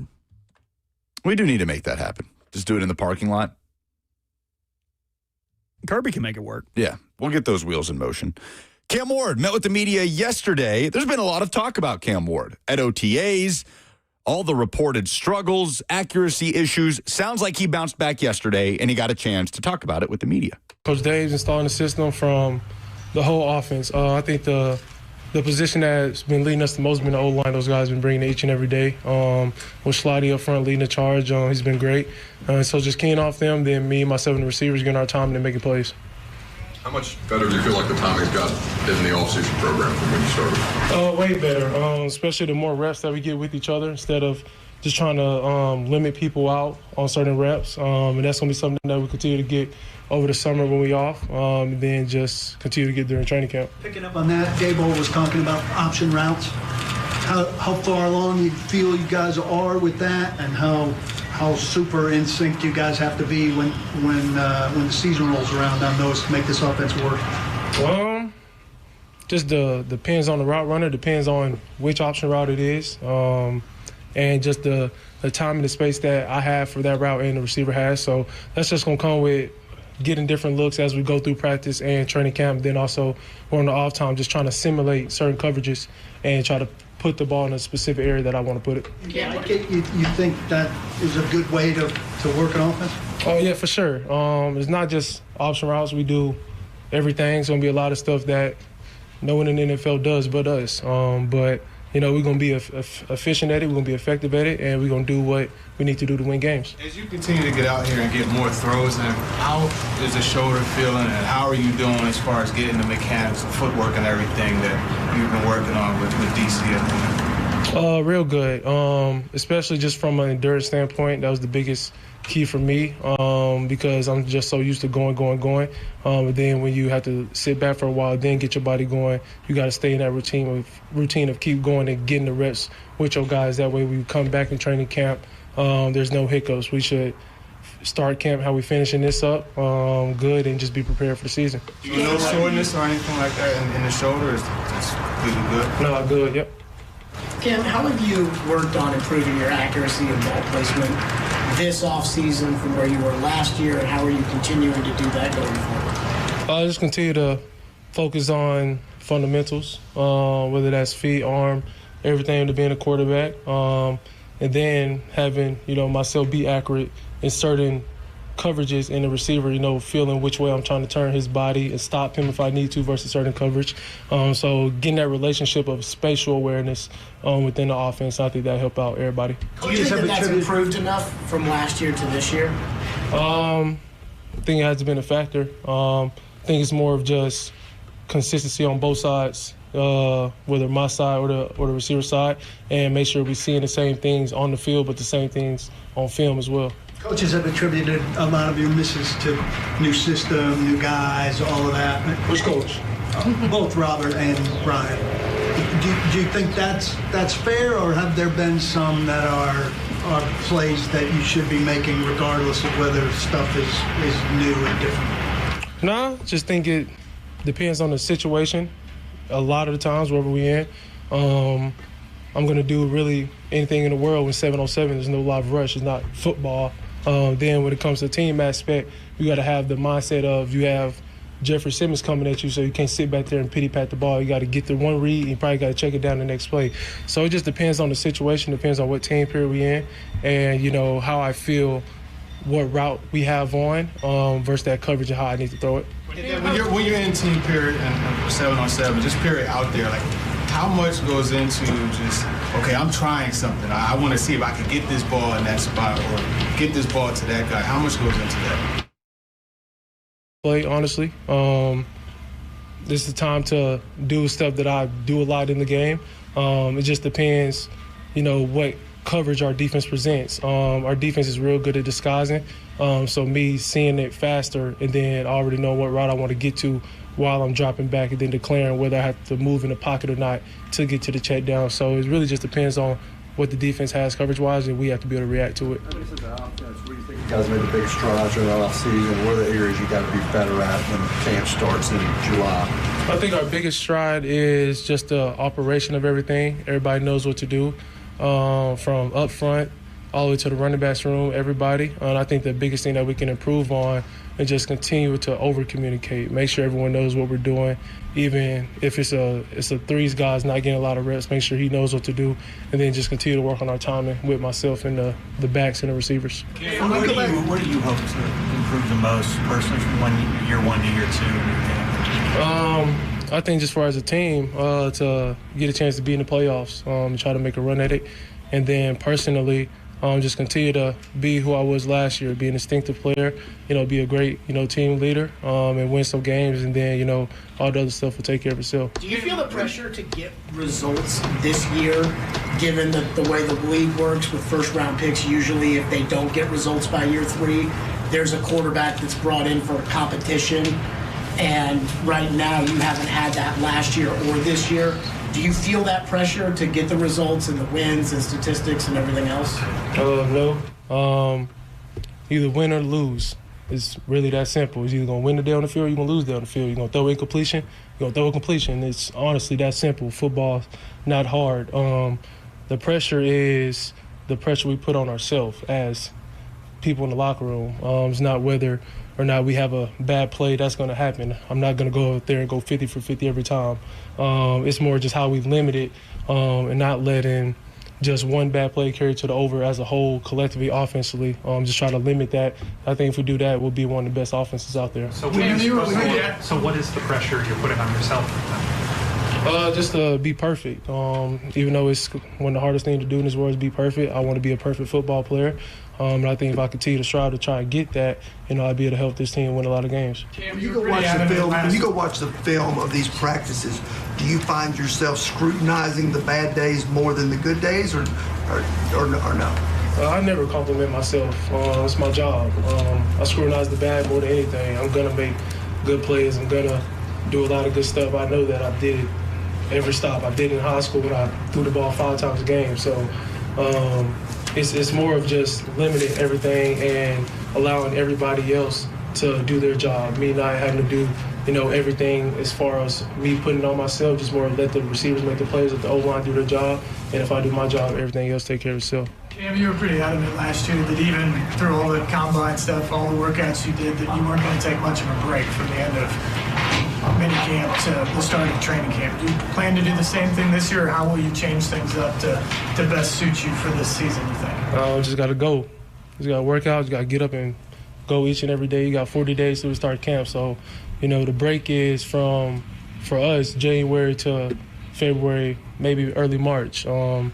There's no more time for breaks for nobody in the locker room. We just gotta go. We're behind the 8 ball. We had the number 4 pick last year.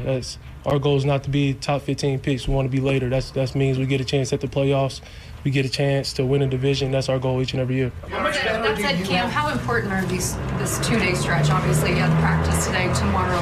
Coach Sala said this is essentially an extension of OTAs, but how important is this week, especially with the veterans here on the field? It's real good, especially just for the connection with me with the receivers. The defense, they're working on a lot of different coverages, so it's good that we're going to be able to see that. And then soft spots, how I want guys to be with body language, how it feels from my point of view. And I think that's just also that we'll continue to work out. And I think just I'm happy that we're continuing to keep going while a lot of people aren't doing it, is that it's more reps. I think more reps equal, better plays in the game, and it's going to end up helping everybody. How much better do you have to be? You said the goal was to make the playoffs this year.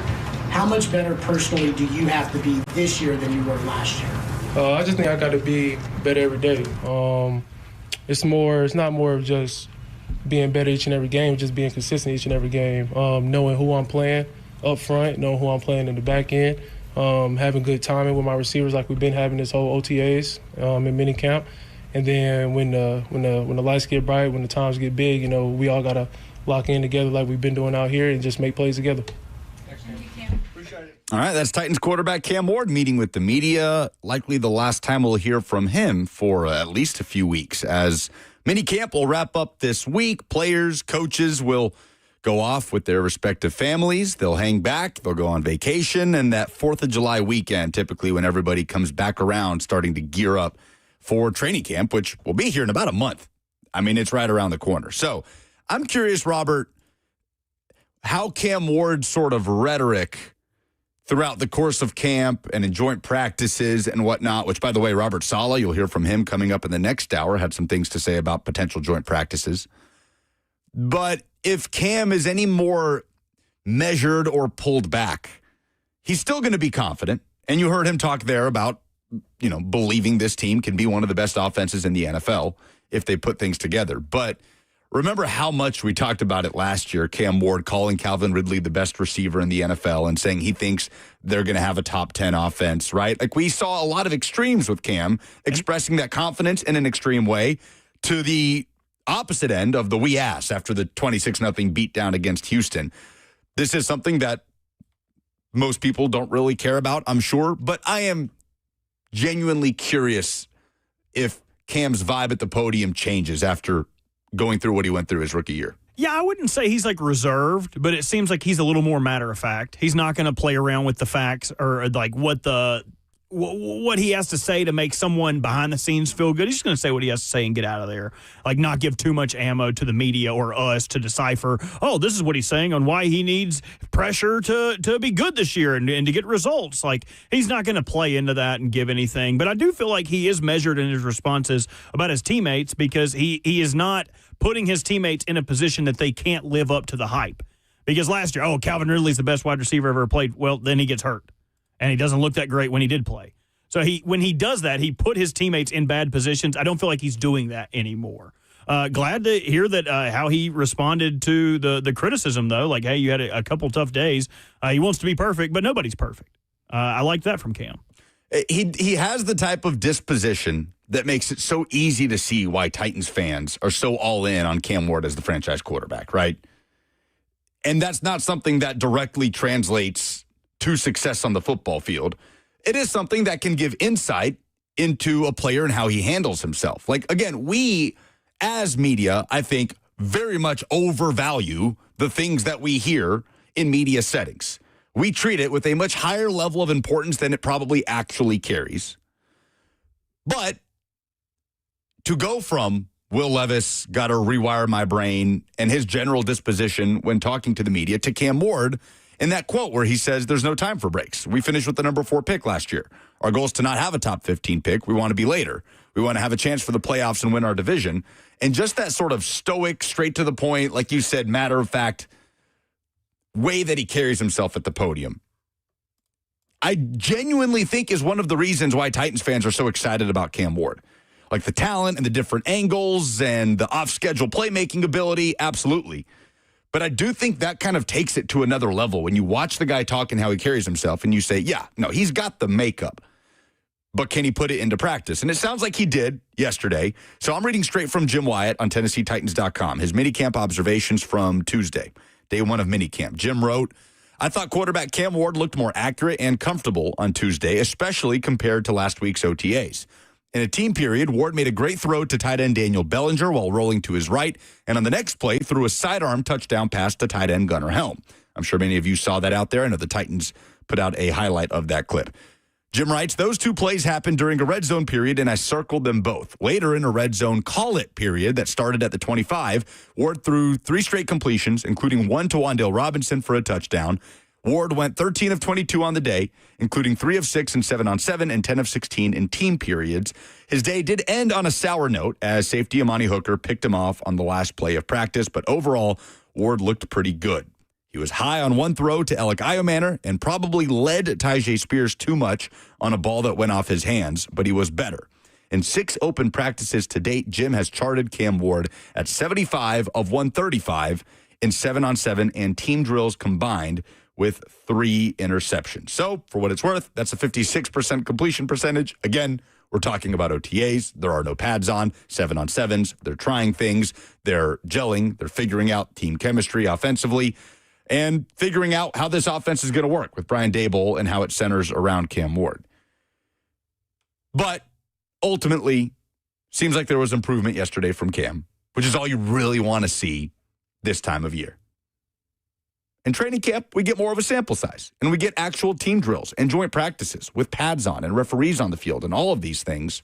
And it just feels like we can take so much more from that than we can from OTAs and minicamp. But positive things yesterday from the Titans quarterback. Titans have made a lot of strides on their roster for the 2026 season. Obviously, there's a lot left still to go for the Titans to turn themselves into a meaningfully championship contending football team. There's a long list of free agents still available out there. Some big names included. Is there anybody that can still help the Titans that's out on the market? We'll talk about it next.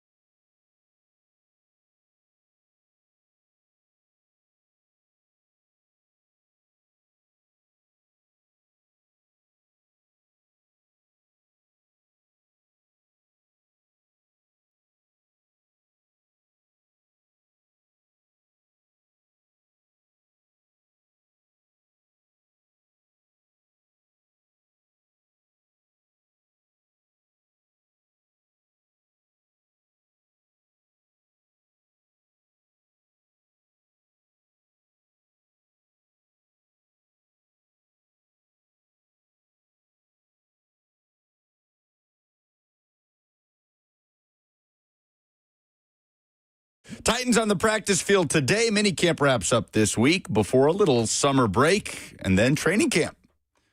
Preseason will get underway to kick off the Robert Saleh era in Tennessee. Now, we were on the air yesterday when the Titans made the signing of Andre James, the former Raider and Chargers center.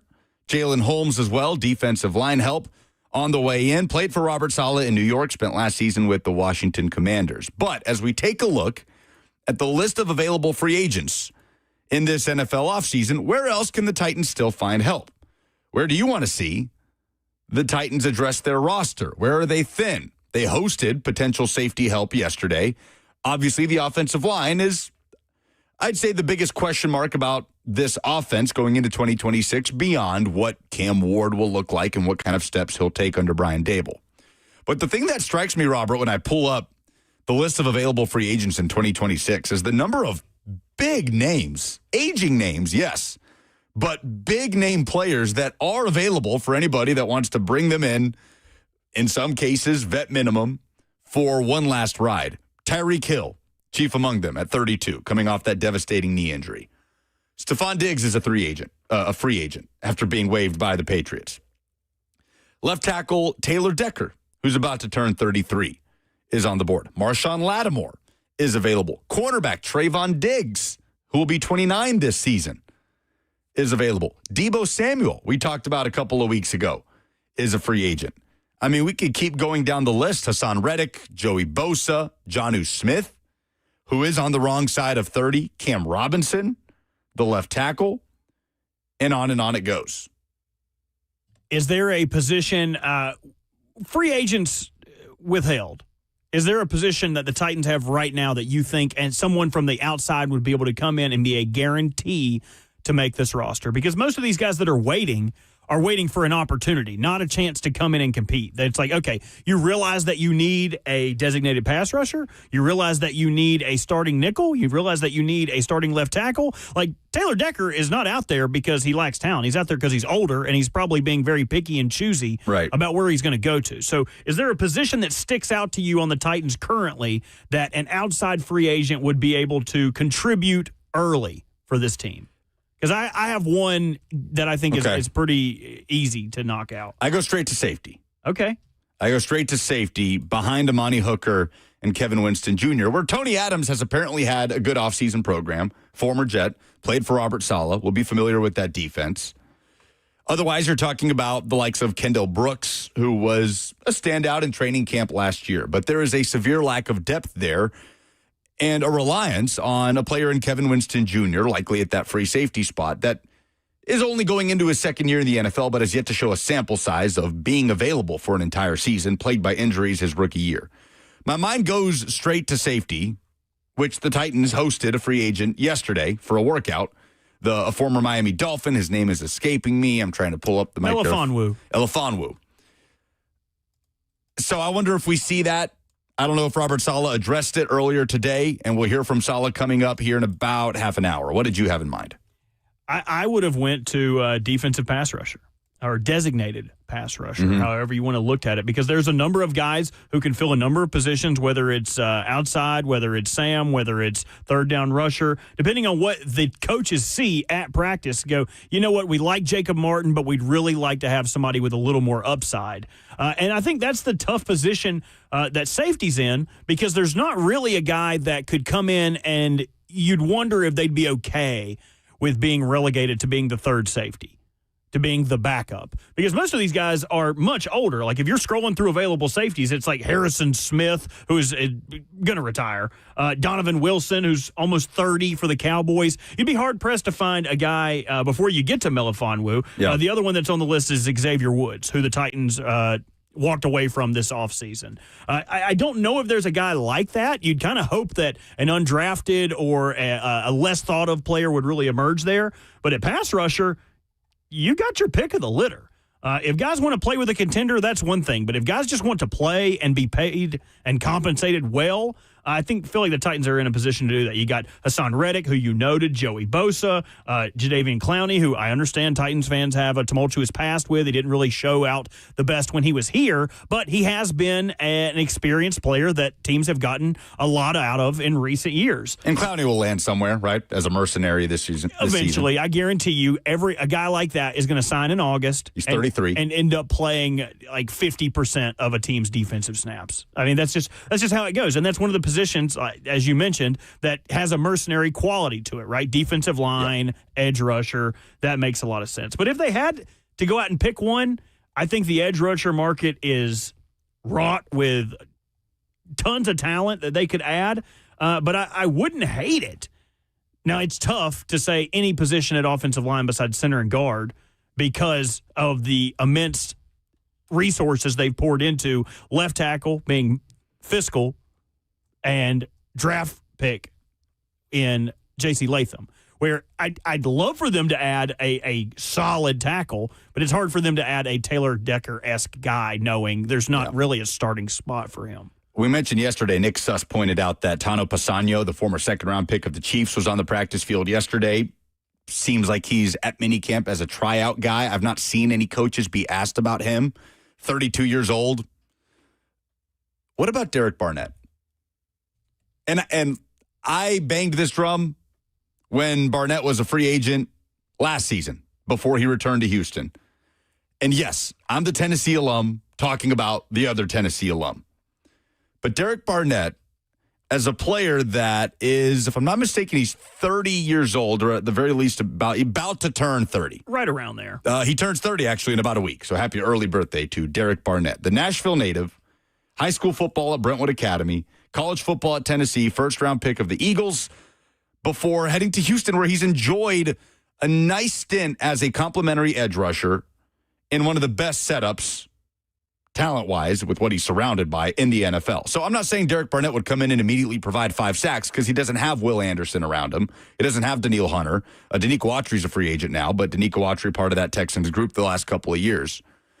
But it continues to be a name that I come back to with that local tie that has been that mercenary edge depth help over the last couple of years in Houston. Yeah, and there's guys out there with solid connections. Yatir Gross-Matos, second-round pick for the Panthers, ended up signing a deal with the 49ers. He is now a free agent. I think that's another guy they could look at, especially with the solid connection.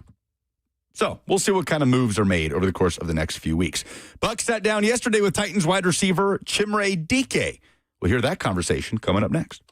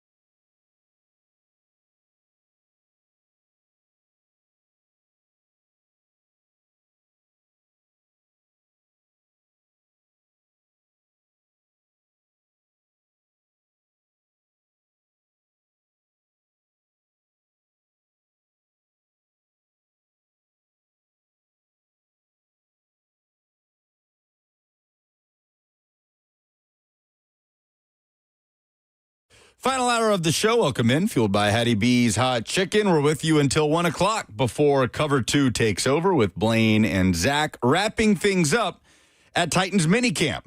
Today is the final day of media availability. Robert Saleh spoke earlier today. Position coaches have spoken as well. Several players stepped up to the podium yesterday, including Cam Ward, Carnell Tate, coordinators as well. Busy week over at the Titans facility. 615-737-1045 is how you jump in. We're also live on 1045 The Zone TV, YouTube, Facebook, Twitter, and Twitch, where the F&M Bank chat is popping off on this Wednesday. We have hardly talked about the Titans 2025 draft class, outside of Cam Ward, I feel like, this offseason. And for good reason, right? Carnell Tate is in. Calvin Ridley, hopefully, will play a role for this team, will be available for this team in 2026.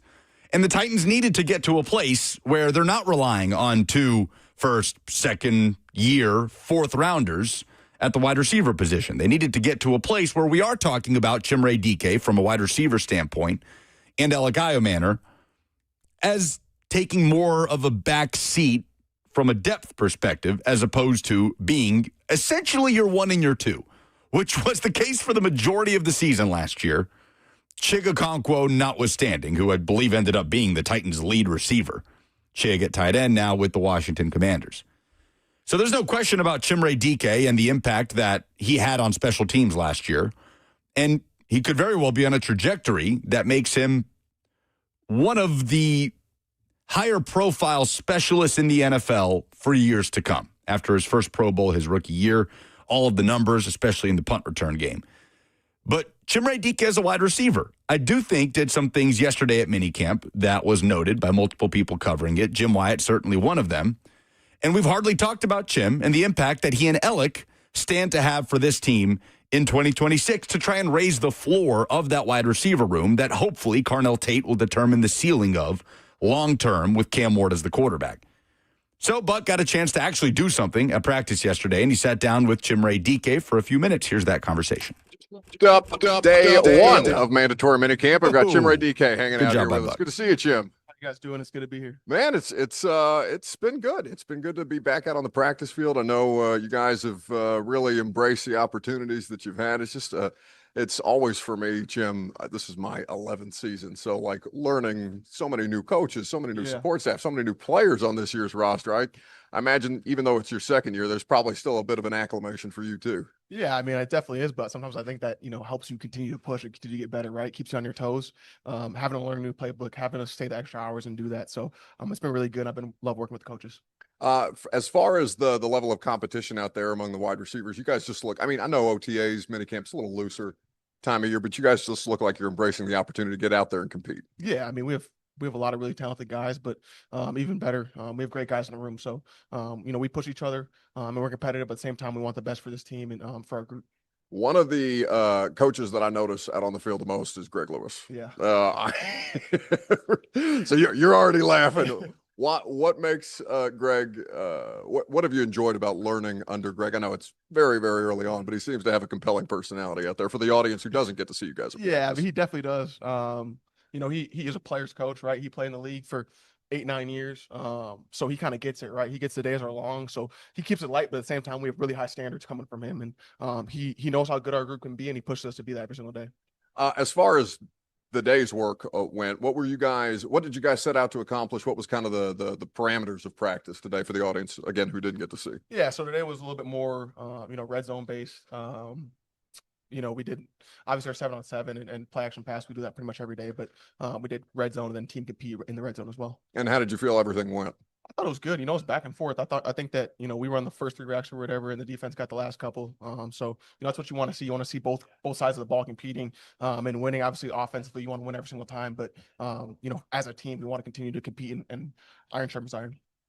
Every time I've talked to an athlete over the course of the years covering you guys, it's always been about what's ahead, not, what happened in years past. But for me, I have to reflect on the way that practices look versus the way that things are operating now, right? It's part of for me learning the new coaching staff. I just feel like there's so much energy out there at any given point, Jim. And I wonder how how much the rest of you seem to feed off that. If you think that there's also a heightened level of energy with the practices, the way that they're orchestrated, the personalities who are out here putting together the practice. Yeah, I mean, just looking at this year, the level of energy we've had at practice has been great. I think that starts with the coaching staff.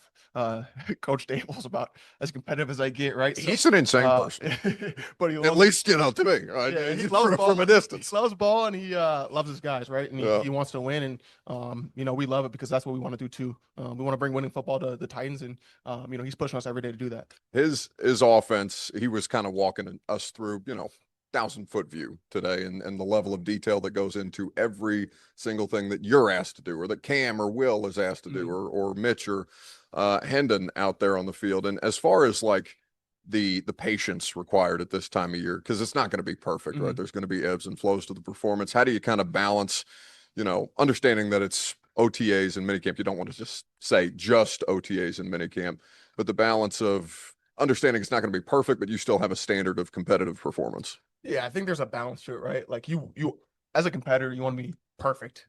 Every day I go out to practice, I want to win every single rep. I want to know every single detail of what I'm supposed to do. But in reality, right, like he's pushing us, right? He's pushing us to make us uncomfortable. So when the season comes, we're comfortable. Yeah, Dave is pushing us. And we got a lot thrown at us. And there's some errors, but at the same time, this is the time for it, right? This is time to learn from those mistakes. But at the same time, you want to minimize those as much as you can, obviously, because it's still professional football. It's only not even year 2, right? I mean, I guess this is the start of year 2, but it's very, very early on in all of this. And just watching the way that you and Alec and Cam and everybody with your class had to step up in a huge way. Many opportunities that I'm sure you guys were glad to take advantage of, but just a, thrust into the fire type of situation. The way that you guys seem to carry yourselves as a result of that, though, you come out of it with, I'm sure, a lot of positive learning experience, even if the experience last year wasn't on the whole positive. Yeah, I think when you look back at the season, our class or just yourself individually, right? You take those good and the bad, right? The good of getting those experiences, doing some really positive things, and then kind of reflect on what you can improve on, right? And that's what you got to do continuously, whether you, go for 1,500 yards and 10 touchdowns, or you go for whatever you do. There's always gonna be stuff you can get better at, right? You got to keep pushing, or else you're gonna fall behind. As far as the off season for you, I just have to imagine that things are so much easier to go about, to focus on, when you don't have, as we talked to you, I think a couple of weeks ago, about the combine and all the different things that you have to prepare for as part of the pre-draft process. How much easier did that make for you to be able to compartmentalize, this is what I need to accomplish this offseason, this is where my body needs to be, this is where my recovery, my diet, all these different things? I think it's taking your experiences and also just asking some of the other guys, asking Jeff, asking TP, guys who've played in the league a long time, like I want to, and have played at a high clip. Consistently asking them what they do in their off season. Back home, I train with TJ Watt. So, picking his brand on what he thinks is good for an off season. And then, having that reflection time, like I said, of what you need to improve on, and kind of knowing what to expect, even though it's a new staff, but kind of understanding how the year's going to look is really helpful. I don't know if you saw this floating around on the internet a couple of weeks ago. Tony Pollard and Derrick Henry are the only 2 players in the last 4 years to have at least 1,000 yards rushing. Yeah. Tony hasn't talked about that way, and I wonder what you can tell the audience about the way that Tony works, how he approaches his job, because to be able to stay that available at that position more than anything is as impressive to me as anything that he does out on the field. Yeah, I mean, every morning you come in, TP's, hop in the tubs, taking care of his body. He's a true pro's pro. It's not easy to have 1,000 yards in this league at running back, and he's done it 4 straight years now. So, to have the success that he's had, he's earned every single bit, and he's a great example for all the young guys in this organization of, who to look to and how to go about your business. Jim, I appreciate you sitting down after practice. Appreciate you. It's going to do it for us. All right, that's Buck talking to Titans now second-year wide receiver Chimere Dike yesterday at minicamp. So coming off a season where he breaks the NFL rookie record for all-purpose yards, 2,427, over 1,500 of those in the kick return game, the 2 punt return touchdowns as well, not including one that, as we know, got called back due to a controversial holding call, I think it was. And Chimere Dike now looks primed to jump into his second year as more of a depth piece at receiver. And we didn't talk a ton about Chim's game as a receiver last year with the Titans. His impact came largely in special teams. The numbers were good, 423 yards and 4 touchdowns. You look at those numbers for a 4th-round rookie, and you nod your head. But as we know, there's context there with Calvin Ridley out for the majority of the season. So, Robert, I feel like I'm not going to say that Chimere Dike and Alec Manor are as important to the Titans' floor offensively is Carnell Tate.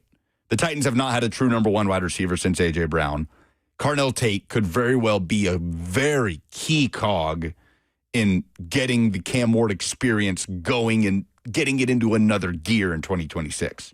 Yeah, and I don't know how closely you pay attention to like fantasy projections. Mike Clay at ESPN does it for every team, every player, offense, and even some defensive projections on the other side. I feel like he did Chimere Dike a disservice as a wide receiver in his projections, projecting Chim to catch 7 balls for 74 yards and 1 touchdown this year. All season. All season. Wow. He's projecting that Carnell Tate will be the leading receiver with 78 catches, 1,000 yards. Behind him, Wan'Dale Robinson, 800 yards. Expecting Calvin Ridley to have 722.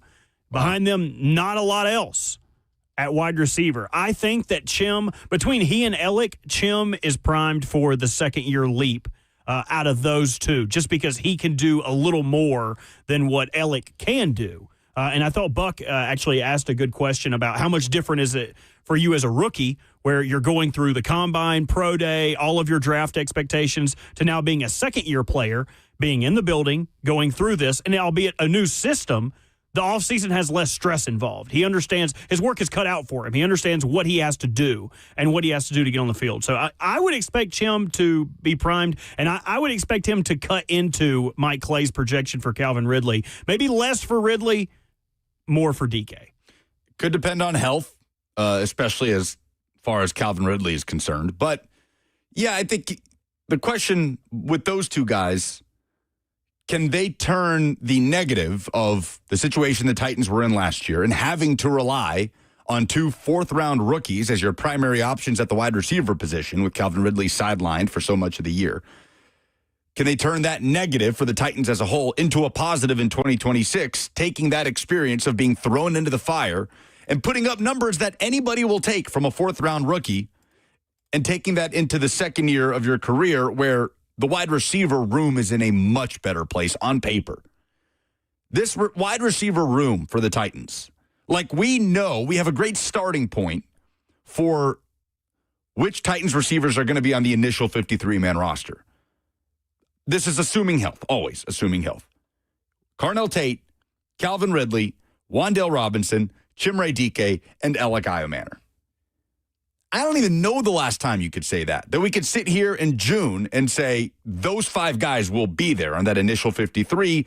It's really about 1 to 2, depending on if the Titans keep 6 or if they keep 7 receivers on that initial roster on cut day.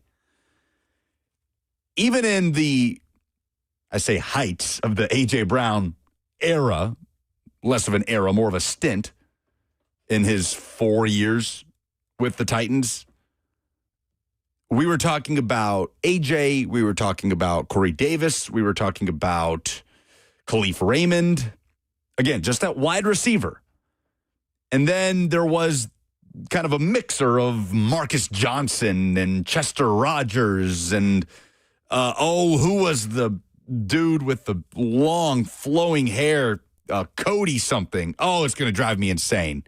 Just one of those guys that never went away, right? Hollister, Cody Hollister. Of course you knew Cody Hollister. And then Mason Kinsey entered the mix at some point. So it's been a while since the Titans have been in that place where you're going to have 5 guys that you know are going to be part of the equation. And if Chimere Dike and Ellick Iomanner can continue to develop after being thrown into the fire in their rookie year, but develop in a way that provides that sort of depth and floor at the wide receiver position, it could be one of the biggest jumps year to year the Titans have made at a single position in a really long time, maybe quarterback aside.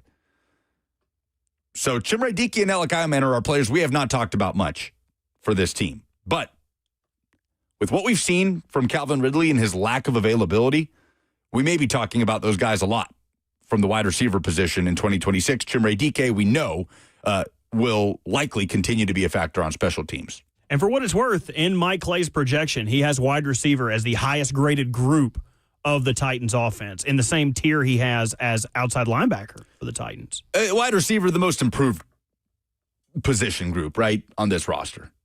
Surely. I mean, they found ways to affect quarterbacks last year. I do think Denard Wilson deserved a ton of credit for that. manufacturing a pass rush with the likes of Draymond Jones before they traded him and Arden Key and, just that rotation.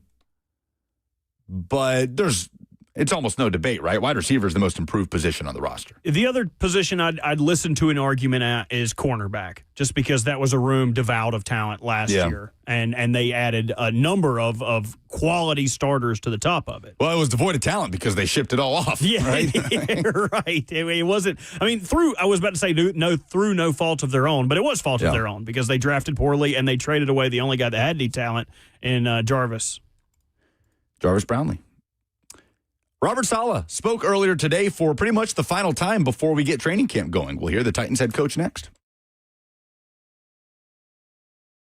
It's Ramon Foster, and I'm with Aaron from United Structure Systems. Man, they came by today to check out my house. If there's anything, any issues, small or big, you're going to fill us in there. We can take care of it no matter what kind of problems. So first off, we'll just kind of take a look through your house and see what kind of issues you got going. Cracks in the brick, cracks in the drywall, weird spots in the floor, doors sticking, windows not opening properly. Once we identify those areas, we're going to do a thorough inspection around the outside, make sure there's no issues going on with that.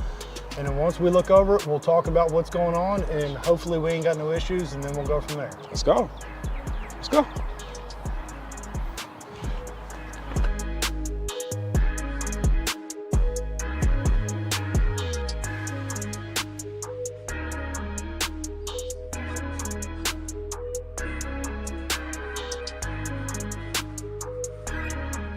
Ms. Foster, so we have looked at the issues that you brought up. We had the drywall in the attic up here above your bonus or your garage. You had some doors sticking. I did. Going in your bathroom. So we've inspected all that. We don't see any major structural concerns. So you're going to be one of our lucky good news customers today. There is some minor deflection there. That's not an uncommon thing. As any house is built, it's its biggest and its strongest the day that it's born.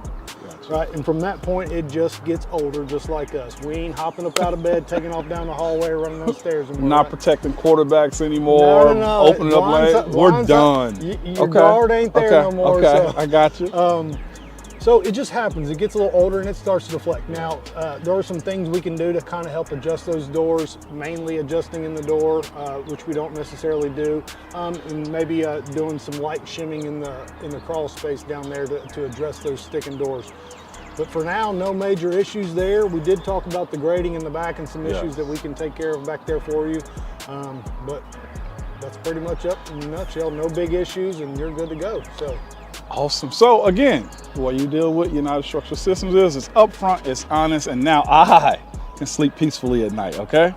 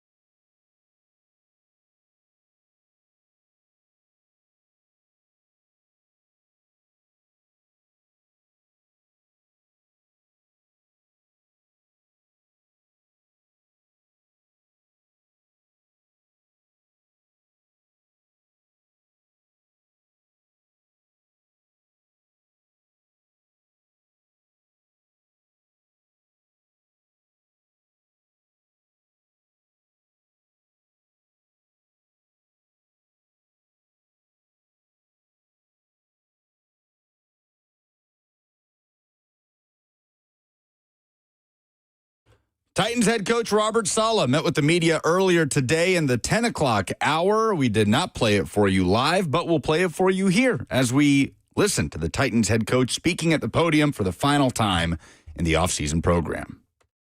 Robert, when a read defense, when you're reading a quarterback in a defense, where's the biggest advantage for players, and how much of it is a transition for them? Is it something that can be done quickly when you've been playing a match defense? It's difficult to transition to either side, whether you've been a vision-based defense and then you're trying to go to match and vice versa. For us, it's all going to tie into rush and coverage. You know, the faster the rush is, the faster we can get our feet in the ground, the faster we can anticipate where the ball's going. It also dictates whether or not the coordinator and the quarterback can call plays that are deeper developing, and whether or not the quarterback can hold it. And so we'll get a really good feel for where we are from a defensive line standpoint with regards to the rush part of it. But the rush and coverage all tie together. As you begin to develop your plan for Jeffrey Simmons, how much do you feel his versatility is going to allow him to be able to move around and do different things? He's capable of doing a lot. What you guys are going to find with us is we try not to move guys that much. We want them to master their skill. Like Jeffrey's an interior rusher. He's probably the best one of the best, arguably the best one in football. And our job is to find ways to get him one-on-ones. And the more one-on-ones we can get him, the more we're going to win. How much do you look back on things you did with Quentin Williams and say, oh, man, I could do that with him as well? Sam, they're different. You know, Quentin is outstanding in his own way. They're slightly different, but both equally effective. You guys have talked a lot about the plans you have for Femi and how to use him and convert him to a hand-in-the-dirt end, but we haven't been able to see him out here at all. Is he healthy? He's dealing with injuries? Yeah, he's nursing an injury. You talked about Cam being better in the move the ball period. We saw that again yesterday. How much might you be crafting camp with move the ball in mind? How much more? No, that's a good question. You guys are going to see it all today. Today, last day of minicamp, we're putting the ball down, and everything's going to be move the ball, kind of scrimmage-like phase 3 rules, and we try to transition to that. Traditionally, you've got your team run and your 7-on-7, and what you guys have kind of seen.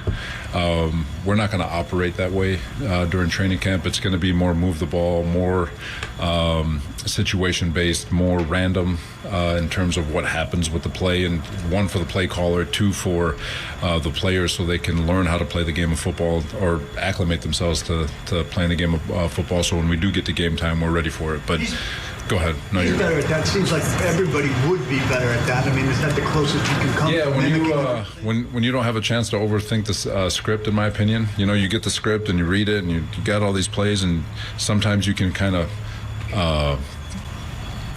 predetermine what you want to do on that particular play. You're trying to envision something, and but when it's given to you and you've got the 40-second play clock and you've got to make a decision and you just got to play the game, a lot of these guys just show up. So like I've said all along, Cam has been outstanding in all these move the ball periods, and looking forward to seeing how this little mini scrimmage turns out. I know it's early, but what's the balance been for you of play calling and head coaching responsibilities this time around? I know that wasn't as much of an emphasis for you last time. No, for sure. It's fine. Calling the defense is I think calling an offense and then having to deal with 2-minute timeouts and all that is probably a little bit more difficult than calling the defense. Usually I'm on the other side, just if that makes sense. But it's fine. I feel like we've been calling defense for a long time. We should be able to do it. What have you seen from some of the depth receiver guys, KJ, some of the undrafted guys, Bryce, as they're kind of competing? No, there is. It's going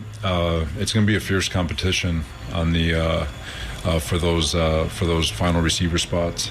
Really good depth in those rooms. I think Ozzy's doing a really nice job. Looking forward again, Kinsey, X, all those guys. It's going to be a fierce competition come training camp. And once we get the pads on, it'll be interesting to see who separates themselves. Getting back to Jeff, how has that conversation been as far as the rotation and him? What is it, 60%? I think. Yeah. He's typically 80 to 90%. So how is that conversation? No, we haven't quite had it yet, but it's, and I've said it, if there's a 60 play game and Jeffrey plays 40 of them, the hope is that it was 40 passes. You know, like that's the goal, to get him doing what he does. Now, he can defend the heck out of the run, and he's probably one of the better run defenders too. So of course he's going to defend the run, but the whole point of the rotation is to make sure that Jeffrey Simmons is ready for that one-on-one when we need it. 3rd down, 2-minute. He's fresh, he's ready to roll, and ready to exert every last fiber in his body in winning that one-on-one. So that's really the purpose behind it. Is there a world where he could show you that he could play more than the percent or the amount of snaps? I guess, but I've said it before, like if he's able to go 50 plays out of 60, he's not doing it right. Is he dealing with something where you just decide to be super careful with him? Yeah, he's dealing with a couple things. What's Cody Gordon kind of shown you from his position? From he's a big leader in that room last year. Has he continued that? Yeah, he's if you're familiar with where he got drafted, he was very similar system. We've evolved a little bit from when he got in the league in Seattle, but still similar principles. So it's like riding a bike, man. He's been really, really good. He's got great command of the huddle, doing really good at the line of scrimmage in terms of communicating and making the adjustments that need to be made as the offense shifts and moves. So I think he's done a really nice job. In your opinion, what's his biggest strength in that unit? He's very instinctive, and a great communicator. You guys have a lot of receivers on this roster right now that are on the smaller side. What's the advantage that those guys have being able to use, I guess, their speed rather than their height? Yeah, and the quickness part. But I think we've got a really good mix. You know, you look at Rid, you look at Tate, Ellick, DK, like they're bigger receivers, and then Wendell and Kinsey and X. Kind of more of the shiftier guys in the slot, and even I'm sure I'm forgetting a couple. Like I feel like there's a little bit of everything, and it's really good with Dayball and his staff. You know, coming from those New England trees, they had a little bit of everything too, from the Wes Welkers to the Randy Mosses, and you know, so they're experienced in how to utilize those different body types, those different skill sets, and how to implement them within the scheme. So they all have a home, they all have a skill set, and you know, knock on wood for Daves, he'll know exactly how to get it out of them. I know you'll know a lot more when paths come on. What do you look for from the offensive and defensive line at this stage of the offseason, and what are you seeing from those sides? Honestly, I want to see him show up. You know, just be here, work your tail off in individual, know what you're supposed to do with regards to the half speed, the 3/4 stuff that we're doing on the offensive and defensive line during 11-on-11 periods. But I promise you, it's going to crank up 100-fold once the season starts. How do you envision your 4th and 5th receivers? Outside of putting pressure on the guys ahead of them, what kind of snaps will they get coming in relief, and kind of how do you characterize them? I'm not there to answer that question yet. I still want to see it, because your 4th and 5th receivers might not be worthy of a snap. Not saying that our guys are that, but it's still there's still a long way to go to decide that. Obviously, they've got to have great versatility. I do know that, because they've got to be able to play all 3 spots. They've got to be great special teamers because of the fact that their snaps will be down. So there's a long way to go to decide all that stuff. But really, when you're looking at that 4-5 spot, you're looking for more versatility in terms of the different positions they can play in special teams value. How helpful a player has Tony has been to get guys in the right position? He's been great, because same thing. You know, he knows our system. He's been helpful. He's Tony's an energy giver. I know he wasn't out there yesterday. He came down with a little stomach bug. Hopefully he's feeling better this morning. But he's an absolute energy giver. He's very smart. He communicates very well, and just thankful he's here. What's the balance in getting away and clearing your mind a little bit, but also being ready for when camp starts, and how you advise guys on that? Coach standpoint or player? Well, I guess both. Yeah, I guess both. Yeah. Coach, I'll be taking a lot of naps on the beach, hopefully with the kids if they let me, but and golfing. But no, it's more important for the player. Because our minds, we're always going to be connected to the building. I'll still come in here during those 40 days and get some stuff done, organize things for training camp. But, and I'll talk to the players more about it tomorrow. But these next 40 days are critical. And I feel like so many players lose their season before it ever starts because of the way they handle these next 40. It's not a vacation. They've got to get ready to play ball. You know, we kind of trick trick it by pretending the 4-day acclimation period will help them kind of give them a runway to get into the season. That there's no runway. When you get here, we got to go, and if you're not prepared to play, you're going to get hurt, and that's league wide. And we can put bubble wrap on these guys and delay the inevitable, which leads to injury weeks 1 through 5 during the season. But the important thing is that our players attack the heck out of the next 40 days, get here ready to play, and have an amazing training camp. Can you go a little more specific? Can you go a little more specific on specifically what you talked to them about in terms of getting here and being able to avoid soft tissues? Yeah, it's all conditioning level. There's our strength crew put together a great program for them over the next 40 days to get them ready for that first day of practice, and then from there the acclimation and the buildup will continue to rise. But a lot of the soft tissue injuries come in because they're not prepared for the load that they're going to get hit with. And I get it. You're going to go out, you're going to enjoy your vacation, you're going to go to the beach, you're going to have some drinks and all that stuff, but you've got to be mindful about what you're doing to your body and how you're preparing yourself to play, because one injury, you set yourself back 2 weeks. I mean, just take our situation and our schedule. A week and a half into camp, we're having a scrimmage in the stadium. 2 weeks from report date, we're in San Francisco practicing, and we're playing a game. So you got 2 weeks. For a 4-day acclimation period is not covering that. So you've got to be able to prepare in a way that that has you ready from day one. And so, like I said, we've got a great program that we've put together for the guys to follow, and they're always welcome to do more than what's being asked. Robert, the philosophy you've developed with deploying your defensive linemen, where does that come from? Is there like an influence that you've pulled from just in how you've wanted that to look? Yeah, in 2019 we made a shift from playing 6 technique and the old school 4-3 stuff. Brought in Chris Kasarik, who is a disciple of Washburn, who was here for a long time in those great D lines. So we run a similar system to that, and the demand at which we ask, the things that we ask out of our D line, the strain, the grind, the violence, the speed at which we ask them to play, it's just impossible for them to be able. I mean, I guess it's not impossible. I mean, you can be the bionic man, but it's hard.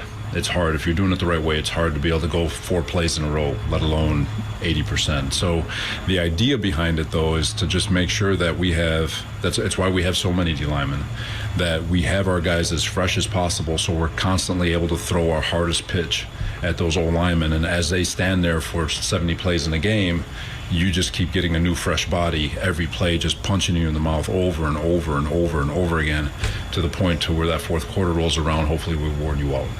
Last one. Robert, a lot has been made of Cam's mindset. Yesterday, you kind of mentioned, he's not big on complimenting himself. Is that sustainable in your opinion, or can he benefit from maybe relishing in some of the positive moments? No, I think that's what drives them. I do think it's important for a self-affirmation of giving yourself a pat on the back once in a while and accepting some praise. But I also think the 3 most dangerous words in life are "I got it," and and the most important thing you do as a competitor, you just got to avoid the big meal. And I think that's what's good about him, is he wants to be the best in the world, but at the same time, if he's a true competitor, he's never going to see him in that light. See himself in that light. He's always going to be able to find something that he can get better at, and I think that's what you want from all our athletes. All right, that's Robert Saleh speaking for the final time on the final day of minicamp. Couple of things there. So first, a couple of injury notes. Femi Oladejo dealing with a few things, has not been out there. Jeffrey Simmons dealing with some things. He's doing individual work. Saw some videos of Jeff with some sleds. Same rhetoric from Robert Saleh. He's dealing with a couple of things. And J.C. Latham is not out there. He is dealing with something, according to Saleh. So sounds minor, sounds precautionary, something for us to keep an eye on as the Titans get ready to head into training camp. But the positives that come out of that is they already know what Jeffrey Simmons has. Like, I mean, there's always sharpening of the sword that you can do in these times, but he's the last person we need to see or hear from right now. Right, yeah. Take it easy, Jeff. No big deal. We all trust that you're going to show up in great shape and be ready to play. But what it does give them the opportunity to do is look at the depth they have on the defensive line and see if that depth could attribute to being meaningful or having meaningful snaps in the season. 6th-round pick Jackie Marshall, free agent acquisition Solomon Thomas, and the guys that have been here, Cam Horsley and Jalen Holmes. Hopefully, some of those guys show out and they feel good about it. But if they don't, now they have an opportunity to say, hey, we really need somebody else who could come in here and spell Jeff or spell JFM or spell Jordan Elliott, whoever are the first guys up to take these snaps. Now they'd be able to see, okay, we don't really have the ass that we thought we had in the back of these guys. Let's go out and find a guy who could come in and help us while these guys still develop. So there's silver linings even in the down reports.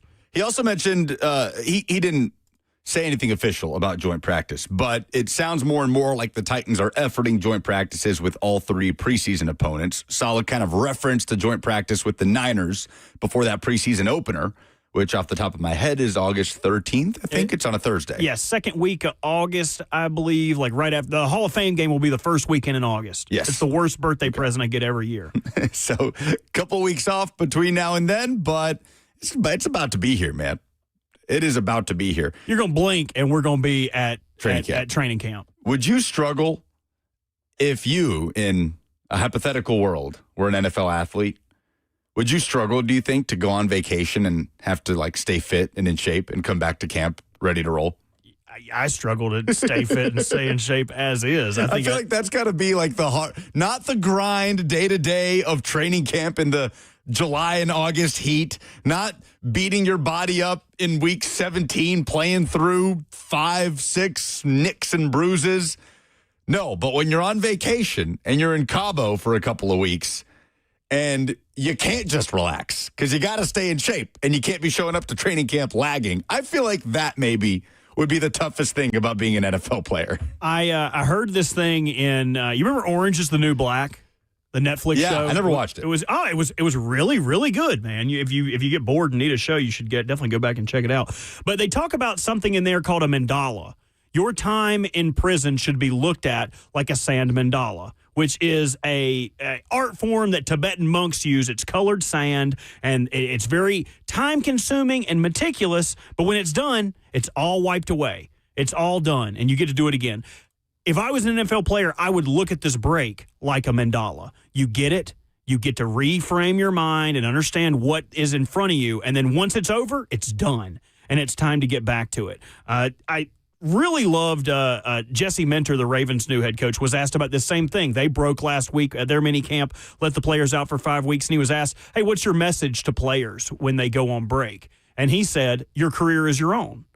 It's like, it's not going to be because someone else didn't give you an opportunity. It's not going to be because someone else didn't give you the right coaching. Your career is in your hands. So if you want to go out and party these 5 weeks, do it.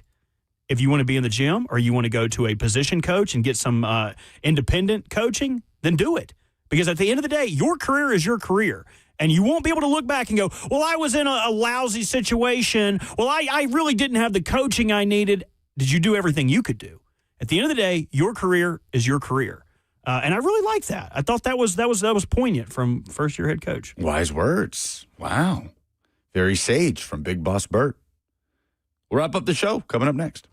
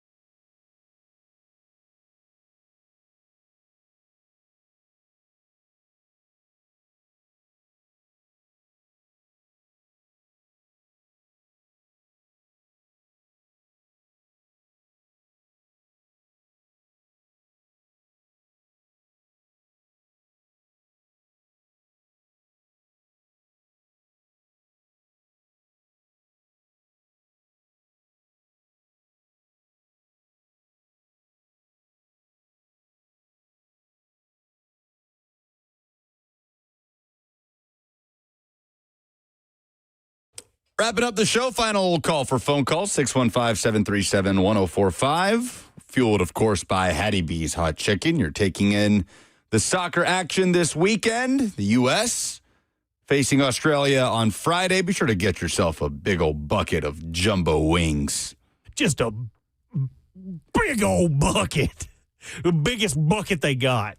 Couple of quarts of Southern greens and pimento mac and cheese. Don't tease me. Goodness. We're going to bring it to Circa with us tomorrow. Even though Circa's got great food, but it ain't no Hattie B's. We got to talk to the people at Circa to get a Hattie B's in that Circa. Yes. That would be the game changer. We do hope you guys come see us tomorrow. Buck will be back, unfortunately, but despite that, you should come hang out. We'll be broadcasting live from Circa Sports at the Mint Gaming Hall, Kentucky Downs, right up in Franklin, Kentucky, right on the border. 25-minute drive, straight up I-65, no traffic. Come by, hang out, great spot to watch all the soccer action this weekend.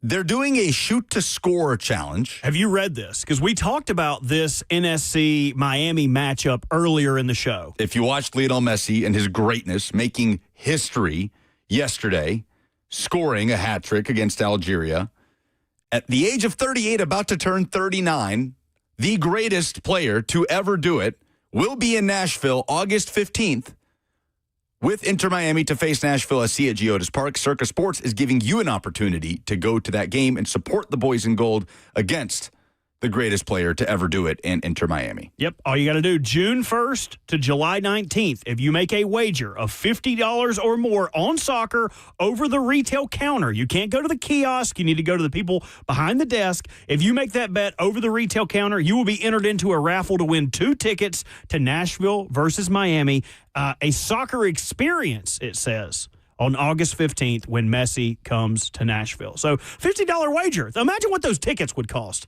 It's worth it just to have a little toss out there. You know what I mean? Like just a little dart throw. Something. Sprinkle a little something on whoever you like. On Colombia's next game. On England to choke in the tournament, which is going to happen. How do spreads work in soccer? Is it like, okay, so America and Australia this week. Is it like 1.5 goals for the favorite, or like is that how they do it? Yeah, you can bet on. I don't know what the spread is.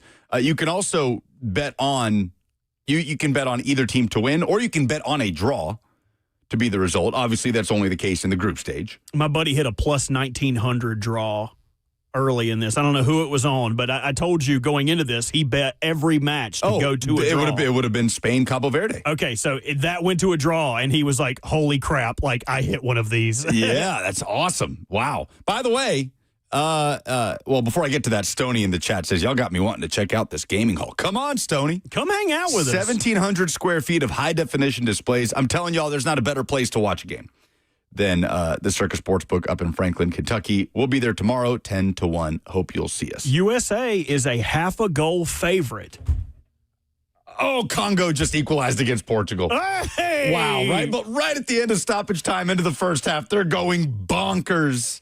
They are going insane. I believe this game's in Houston because I was about to say, Robert, I have secured tickets to the World Cup, my first ever World Cup game. Where are you going? My buddy Jay. Theoretically, in the F&M Bank chat, we have secured our tickets to the matchup between Congo and Uzbekistan in Atlanta. Yeah. On the 27th.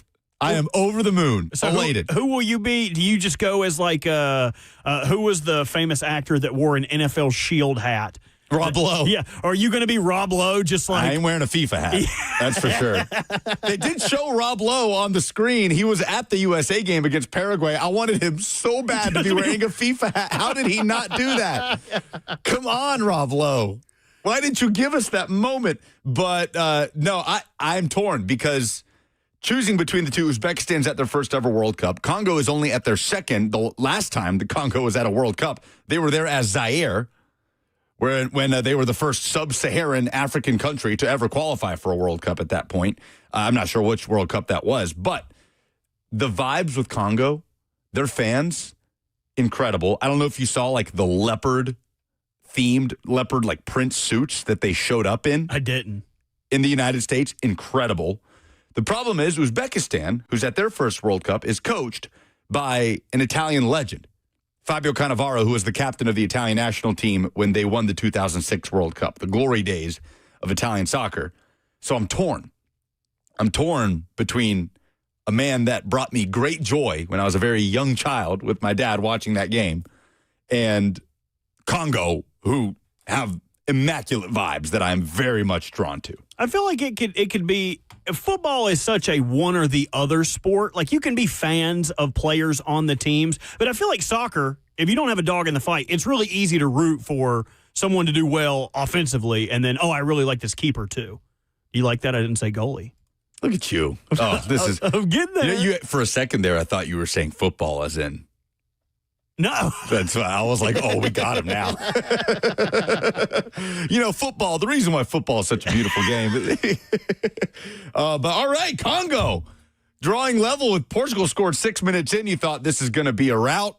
Congo not going anywhere. Oh, this is awesome. I'm on cloud nine. So we've got games that's going on currently, and then we will have games at, you said 3 o'clock with England? England and Croatia at 3 o'clock. That's a great matchup. Incredibly talented matchup. Croatia, semifinalists in each of the last 2 World Cups. England, one of the favorites, even though they're going to choke. Panama and Ghana kick off at 6 today in Toronto. Uzbekistan and Colombia in Mexico City tonight at 9. Wow. So the action Okay, what's the continues. best game going to be? If I have to watch one game. England-Croatia. Okay. England-Croatia. Rematch of the 2018 semifinal. Croatia running it back with an aging but talented golden generation, and England with Harry Kane, the one of the best goal scorers certainly in this competition. Appreciate you guys hanging out. We'll be back tomorrow at Circus Sportsbook. Hope you'll join us. Cover 2 next.